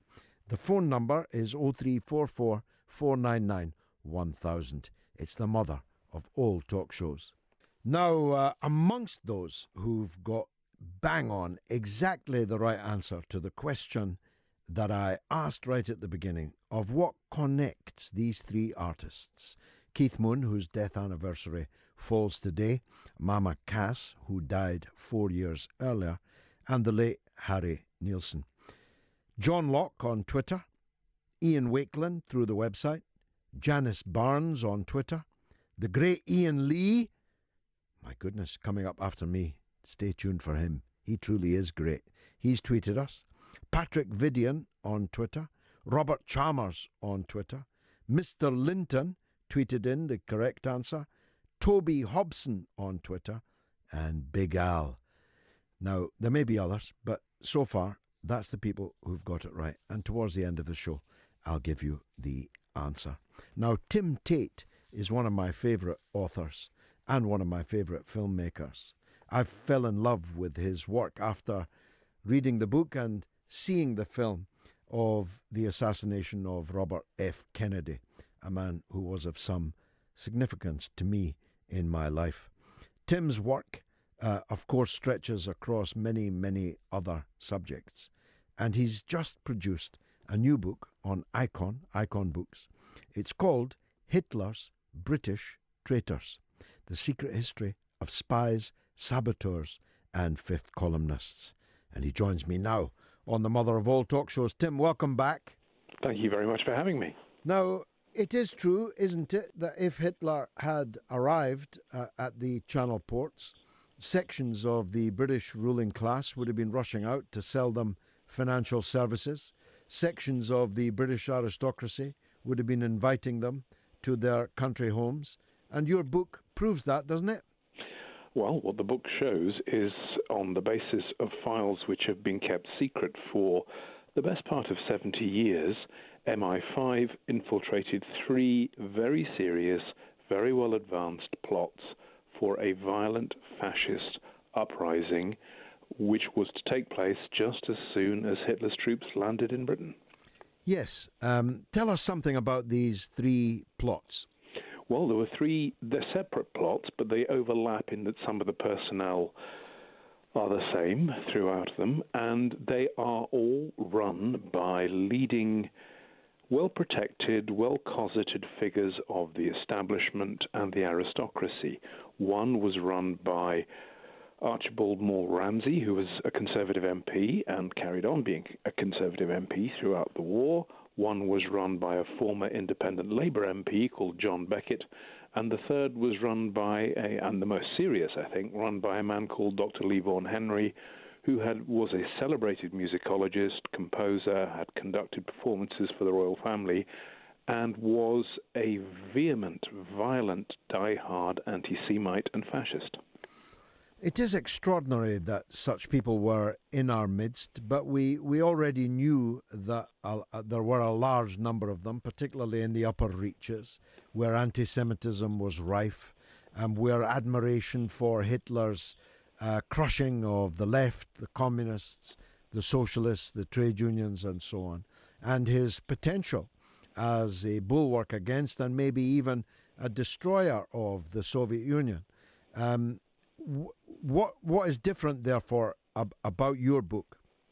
Well, what my book does is examined hundreds of previously secret, classified MI5 and government files which have been quietly and in somewhat haphazard fashion released to the National Archives over the last 15 years.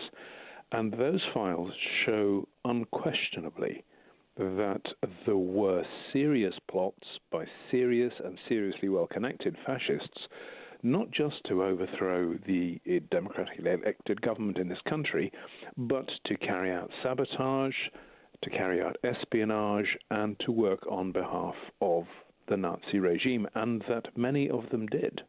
Yeah, I mean, what was their plan to move into operation once the Nazis had arrived on our territory?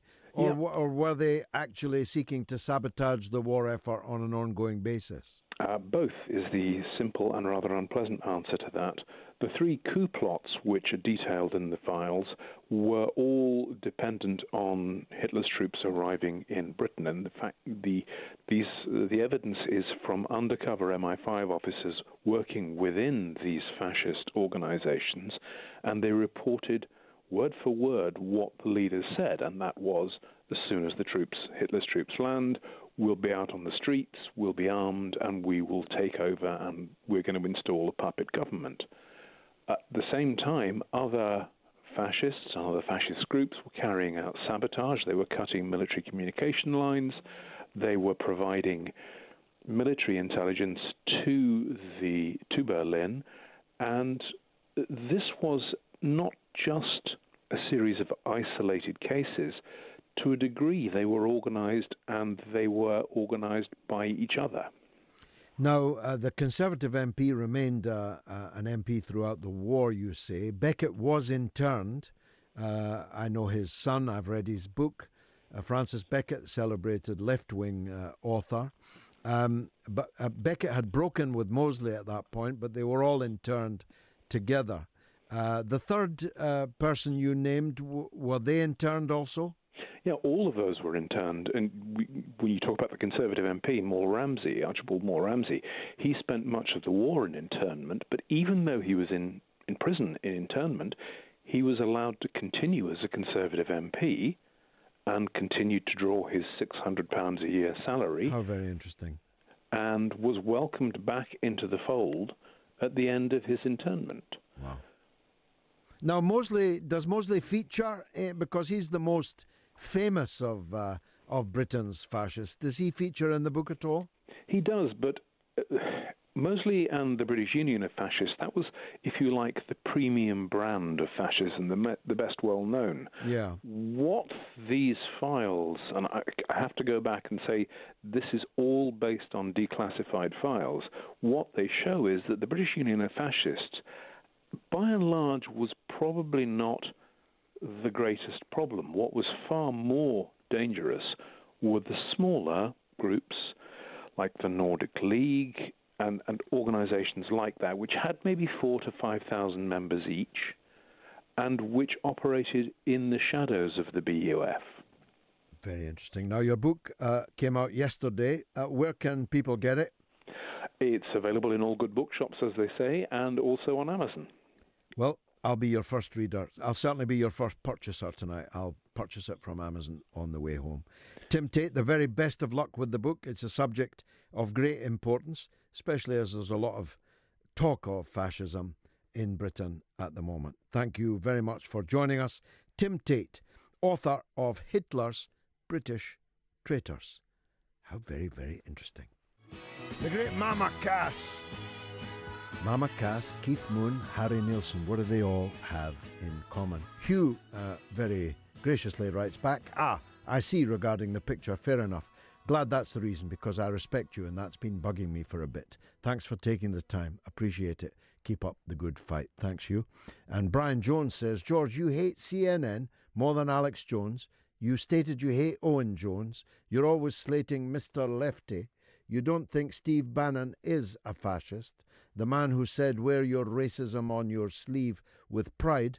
You invite experts from the USA who all tend to be Breitbart Bannon fanboys.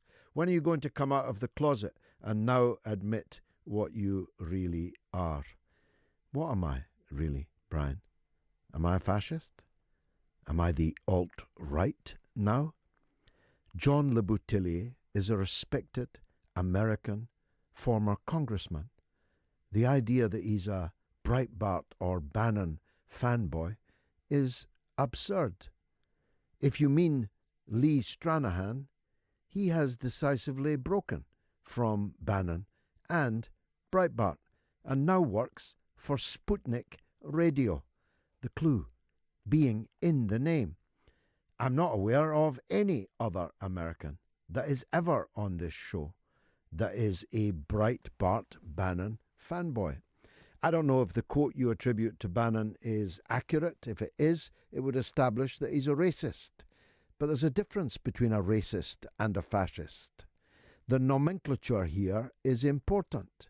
It is my point that one should be careful about labelling people as fascists, because fascist has a very specific meaning. Not all people on the right are fascists. Not all racists are fascists, though all fascists are racist and on the right. How's that, Brian Jones? Now, Brian Jones of the Rolling Stones, that would be a conspiracy 098. Now, let me see if there's a caller. Yes, Amanda is in Coventry. She's up next. Go ahead, Amanda. Hi, George. How are you this evening? I'm good. I'm on fire, I think. I'm doing well. I think so too. I have a question to pose to you, and I hope you can educate me somewhat. Okay. There has recently been some votes of no confidence in some Labour MPs. And I think there's one just happened, Amanda, another one. Another one? Chris Leslie in Nottinghamshire apparently had lost a vote of no confidence this evening. So that would be 3 in 2 nights. Woohoo. Well, I don't understand how the Labour Party works. I mean, I've said to you before that I'm somewhat of a newbie politically. Yeah. But so this is a vote of no confidence. Yeah. But it's not them being deselected. No, it isn't. No, it makes it quite likely that they are going to be deselected, though. But how does that work, though?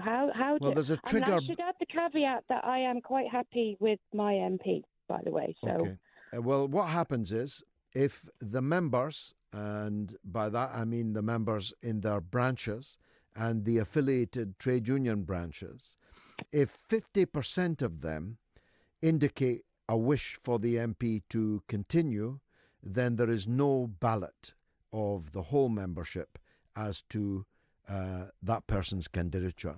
There is a move at conference in just a couple of weeks' time in Liverpool to raise that threshold to 66%.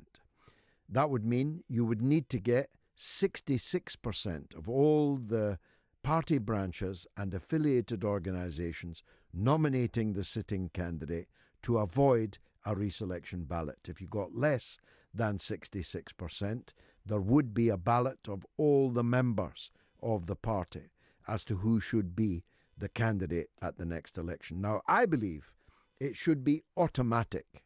It should be mandatory, like it is in the United States, where every senator, every congressman or woman, every time they go up for election, they have to win a primary election first. Sometimes, rarely, no one challenges them, but mainly they have to win a primary ballot of all registered Democrats or Republicans before they can go forward to the election as the candidate of that party. I believe that's how it should be in Labour. Well, I agree, and I am a delegate at said conference in a couple of weeks' time. But I seem to understand that there are several versions that are going to be presented at conference. Maybe so. But I think the main one is the one supported by John Landsman's Momentum Group, which is a significant scaling back of his former ambitions, because both the Campaign for Labour Party Democracy and Momentum previously agreed with what I've just said and you've just agreed with. But now, presumably as some kind of concession to the Parliamentary Labour Party, they favour raising the threshold from 50 to 66. And that will make it almost certain that Joan Ryan, Chris Leslie and Mr. Gavin Shuka, that all of them will be deselected. I'm expecting now quite a lot of deselections. But what will happen should there be a general election called in this year or early next year, then how will what's going on with changes in the rules to the conference and these votes of no confidence affect it if we have a general election earlier than anticipated? Yeah, if you had a snap general election called 4 weeks from now, then all of these people would be back as Labour candidates. But if it was an election held after the Labour conference, the new Labour conference policy would obtain. And I'm not expecting a snap general election myself, though of course you can't rule anything out. If she's gone off on a walking holiday, you never know. But in general, I'm not expecting an election to happen before Labour selects or reselects its candidates. I think all of this will be rendered slightly academic, Amanda, because it seems obvious to me now that the breakaway is about to happen. But surely it would be better that they get deselected rather than them saying, right, we're off. Yes, but the rules are the rules, and the rules at the minute favour them. Because having been an MP, and by the way, I had to be reselected every election. It's funny, the right-wing press hate the idea of reselection unless it's against someone like me. I was challenged in 1987, 1992, and again in 1997. But I won every time and was then re-elected. So it's always been the case that MPs, generally speaking, have a job for life. And that's wrong. Nobody should have a job for life. Imagine, for example, this radio show, where it didn't matter how well or badly I performed. It didn't matter how many listeners abandoned ship. I was your presenter on a Friday night for life. It's laughable. It could never happen. No employer would ever put up with that. Yet MPs have had that situation all this time, and it's wrong. And it should be automatically. Change? Sorry? When did the rules change? Well, Neil Kinnock was fond of intervening to stop reselections by the National Executive using its power of fiat and removing challengers from the frame. But Tony Blair made the 50% threshold. It's almost certain that that threshold will rise to 66, which will be not enough, but will be a substantial step forward. But if you get the chance to vote at the conference, in my advice would be to vote for the most automatic option possible. Yeah, I hear you. I'm sure there will be lots of conversations. There will be people who know the rules on. even better than my me. first conference as delegate, so it will be. Well, I hope you enjoy it. Time, I attended went last year as a visitor. I attended Labour conference every year between 1974 and my expulsion in 2003. So I've been at a lot of conferences, but I think this one is going to be one of the biggest and the best. Amanda, thank you, and good luck at the conference. Let's hear from Ken, not Highland Ken, but Harrow Ken. Go ahead, Ken. How you doing, George? Good. Nice to hear from you, sir. Did you know that Oswald Mosley was the first Labour MP that Harrow ever had? He got in as a Tory and as a Labour MP, but he didn't get in under the British. I never knew that, and I thought I knew everything about Mosley. So you've educated me. You've educated me. I did want to ask you a question, because I know I like asking you these open questions because you give a very good answer. Okay. If Gerald Kaufman, who I'm very fond of, and you've had him on your show, he was a dear friend of mine. Yes, God rest his soul. Yes. If he was around right now, how do you think this so-called anti-Semitism fiasco would have panned out? Well, because we know how he spoke out on Israel and loads of other issues. Well, he'd be expelled from today's Labour Party. The things that he said repeatedly in Parliament, on television, on public platforms, would have all been expellable offences. So somebody called Sir Gerald Kaufman, who couldn't be more quintessentially Jewish, whose grandmother was murdered by the Nazis in her bed, as he famously told me on my television programme, he would be expelled for anti-Semitism from today's Labour Party. You couldn't make that up, could you, Ken? No, but it's an eye-opener, certainly. Yep, fact of life. Ken, thanks very much for your call, my friend. Appreciate it. Here's an SMS from the famous Samson in Kilmarnock, one of our strongest correspondents. Evening, George. Regarding the government's new information on the Novichok affair, one thing I can't wrap my head around, though, is why Boris Johnson felt it necessary to lie about Porton Down scientists' report back in April.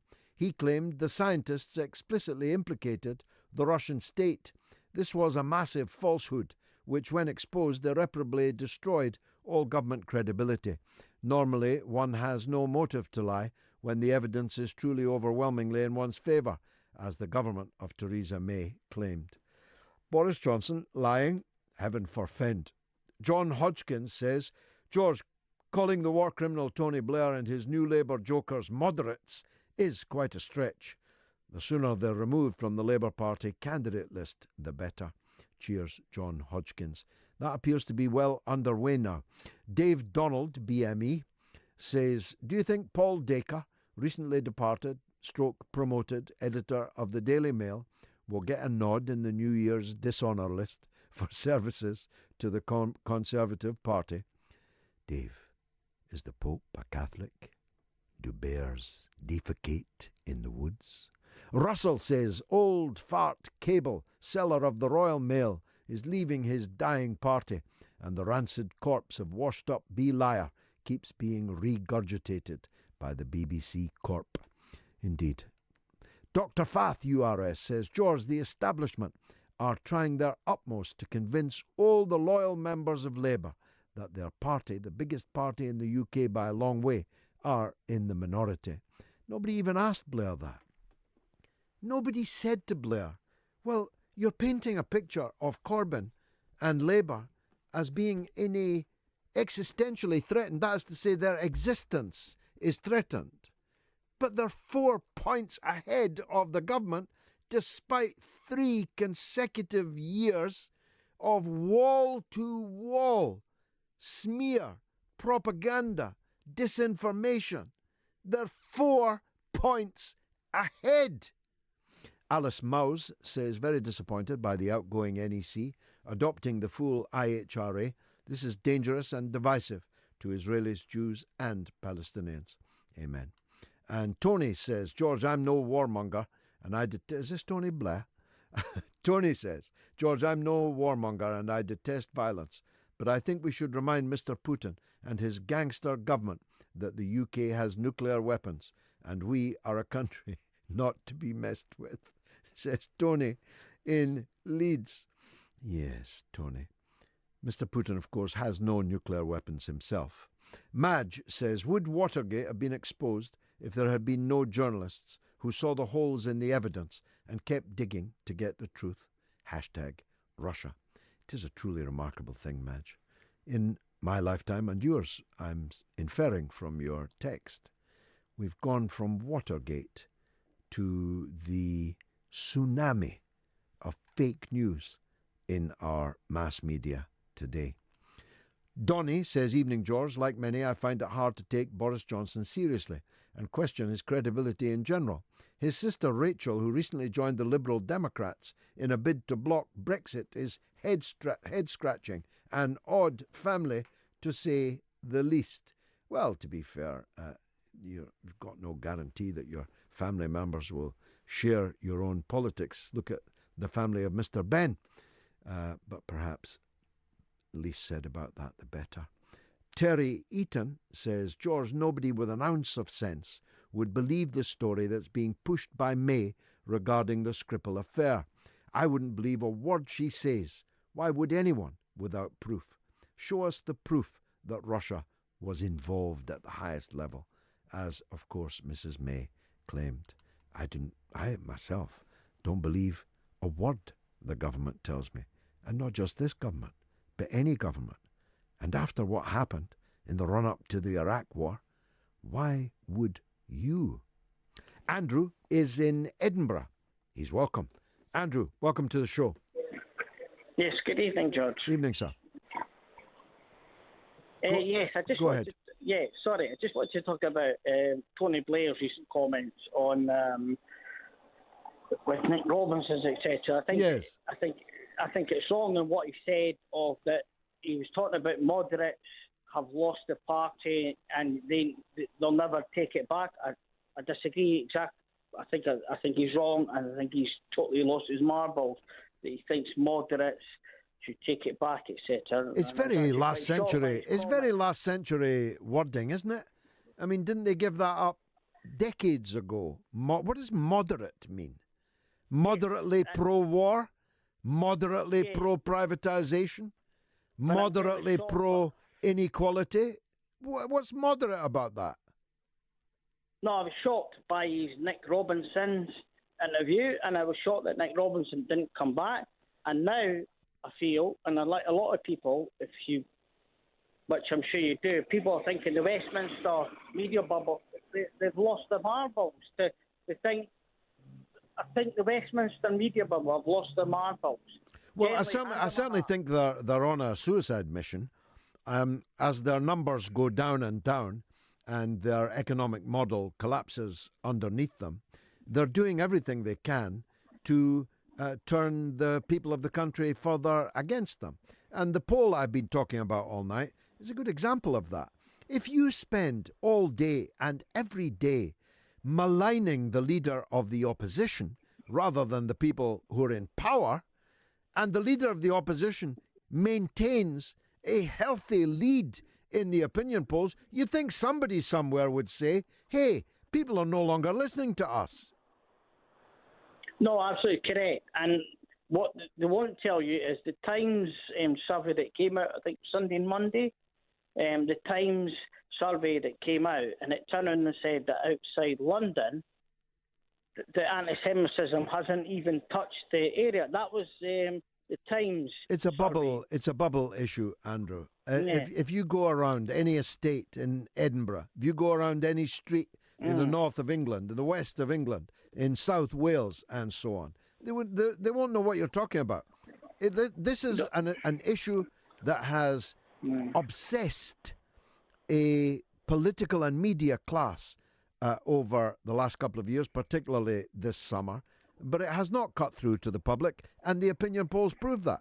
The local by-election results prove that. Well, of course, and also they complain in the media that you're arrogant, etc., etc., and I don't think you are. But what's interesting was that thing that came out on Sunday and Monday. As I said, the Times newspaper's own thing that said I think it was 4% of people have acknowledged that anti-Semitism was a problem. So you know yourself. You know yourself. But what is it with the Westminster bubble compared to you'll know why is it the Westminster bubble can't accept? That's a very good question. I wish I knew the answer to it. I mean, let's take the Scripal affair. Once upon a time, a journalist who wanted to make their name in journalism would be all over this Scripal story, like a rash, trying to find holes in it, because that's what journalists are supposed to do. Instead, it's me, it's Craig Murray, it's Charles Shoebridge. It's people who are not journalists, who are analysing timelines, analysing CCTV pictures. And not just us, by the way. Thousands of people on the internet are doing this, on Twitter, on Facebook. Thousands of citizens are doing it. And the media is completely uninterested. I follow David Amenich, from the Times. I follow him and many other whatever. And they do seem to have lost their marbles. Well, I knew him when he was a top communist. So I feel that his claim this week that Labour has become captured by the hard left, a bit hard to swallow. Because I knew him when he was a leading member of the British Communist Party, and his father a leading official in the British Communist Party, and his mother a leading lay official in the British Communist Party. Talk about the pot calling the kettle black. So, George, this is a quick question for everyone.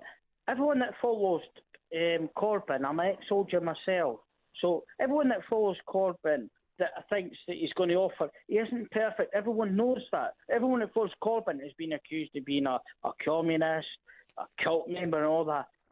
That's not how normal people think of themselves. No, so why I agree. is it the media? So why have they got a big problem with it? Well, because they're terrified, and their owners are terrified, and the ruling elite in Britain is terrified. That the bookies have got it 4-1 favourite Jeremy Corbyn, number 10.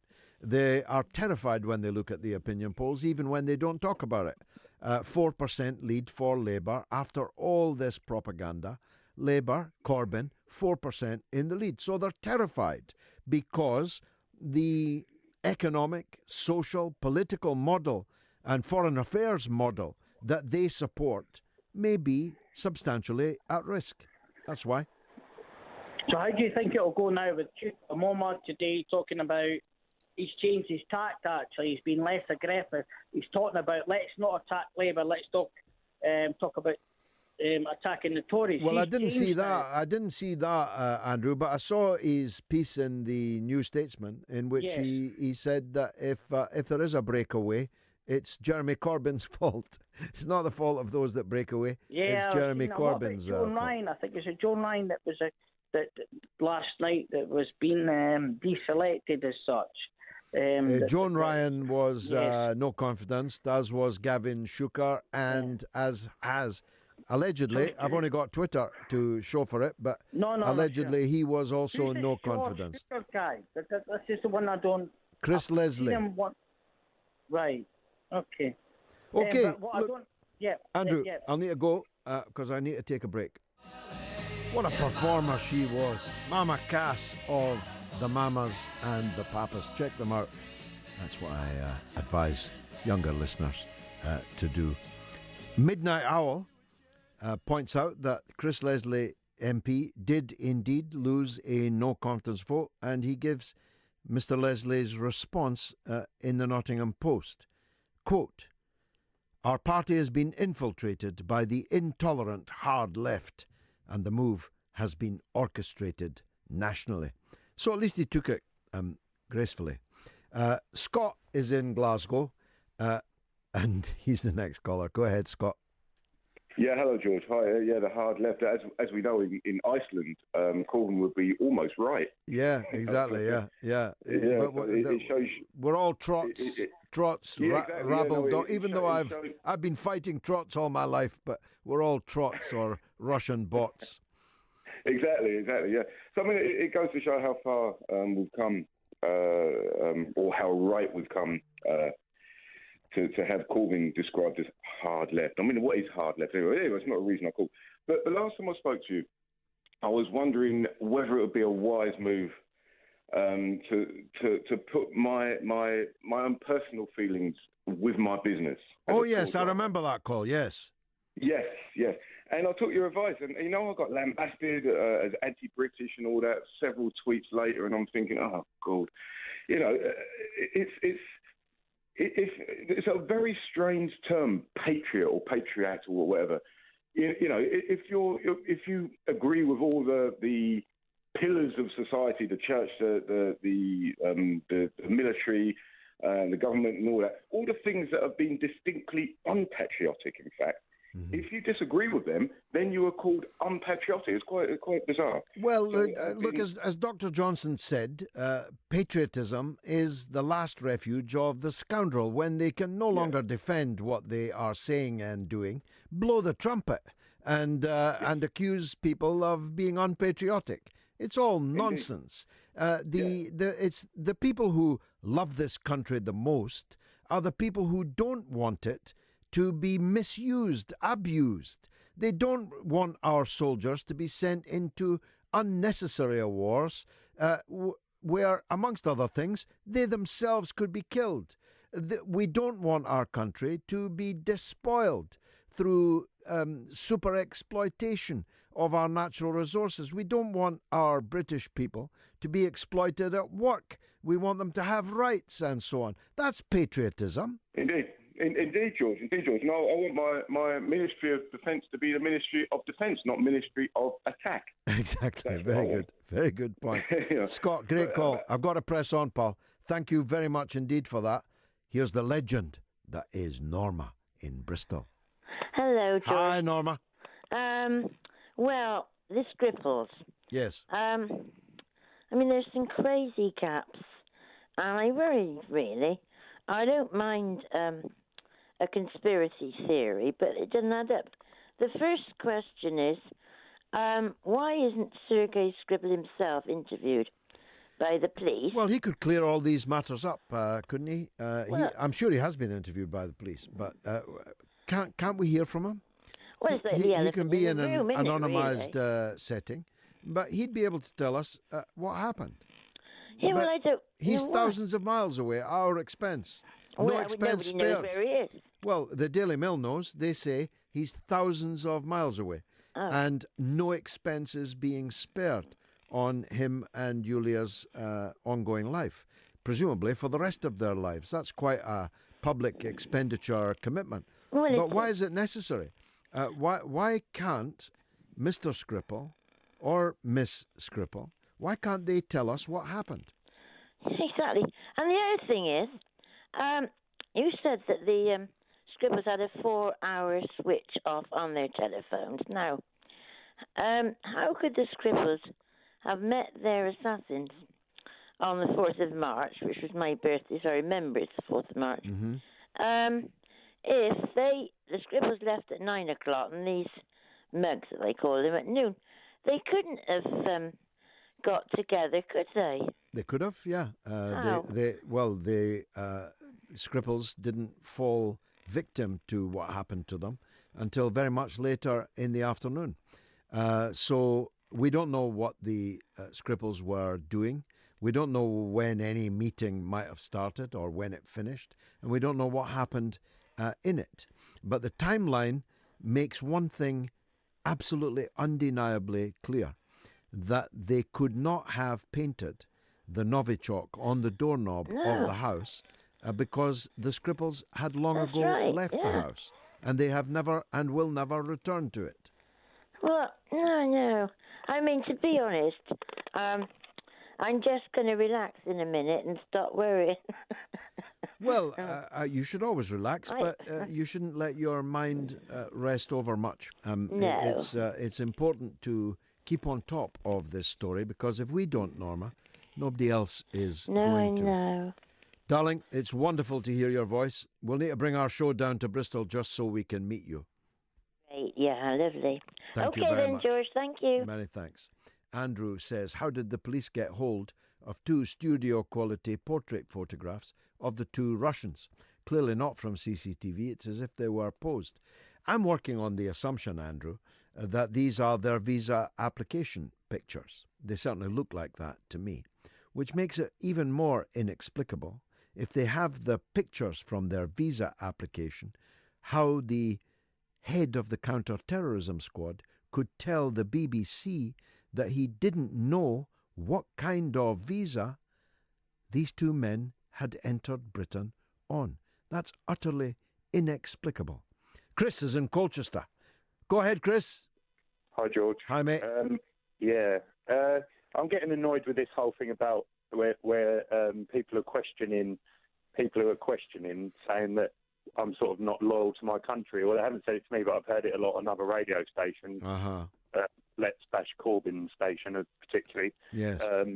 I just, especially from Liberals, kind of accusing other people of not being patriotic. But, it's extraordinary, isn't it? Yeah, but I think more's got to be done to take these people on. And, I call them up, but a lot of time I don't get on. But would you not take these people on in a debate like you did, kind of similar with Christopher Hitchens during the Iraq War? Yeah, well, I mean, I try to do it all the time. I do everything I can, mainly on social media, and within the very severe restrictions of Ofcom-regulated media, I try to express my point of view and challenge the prevailing orthodoxy and the narrative and so on. But mainly, it has to be done on social media, and I spend quite a bit of time every day doing that, Chris. Yeah, I know. But I noticed you got a YouTube, but you don't sort of post it. Have you ever thought about doing something like Ron Paul did, where he does like a daily report? Yeah, I kind of do already on Patreon. Okay. So it's patreon.com/George Galloway. And there you'll get, I've just done a new show called The History Boys, me and Adam Gary. You might not know Adam, cool. But once you've watched the program, you'll never forget him. He is, he's an absolute genius. And we recorded the first show today, so I think that goes out on Sunday. I do a Topple Galloway every week, and I do pieces to camera on these issues of great moment, because I'm trying to make myself independent, because anything can happen. Yeah, I mean, Ofcom could break the door down now and put me off air. They could put RT off air, and then I'd be left voiceless, and you wouldn't be able to listen to me, hear me, challenge me, nothing. So the only way is to have an independent #Galloway Media. Chris, thanks a lot for that call.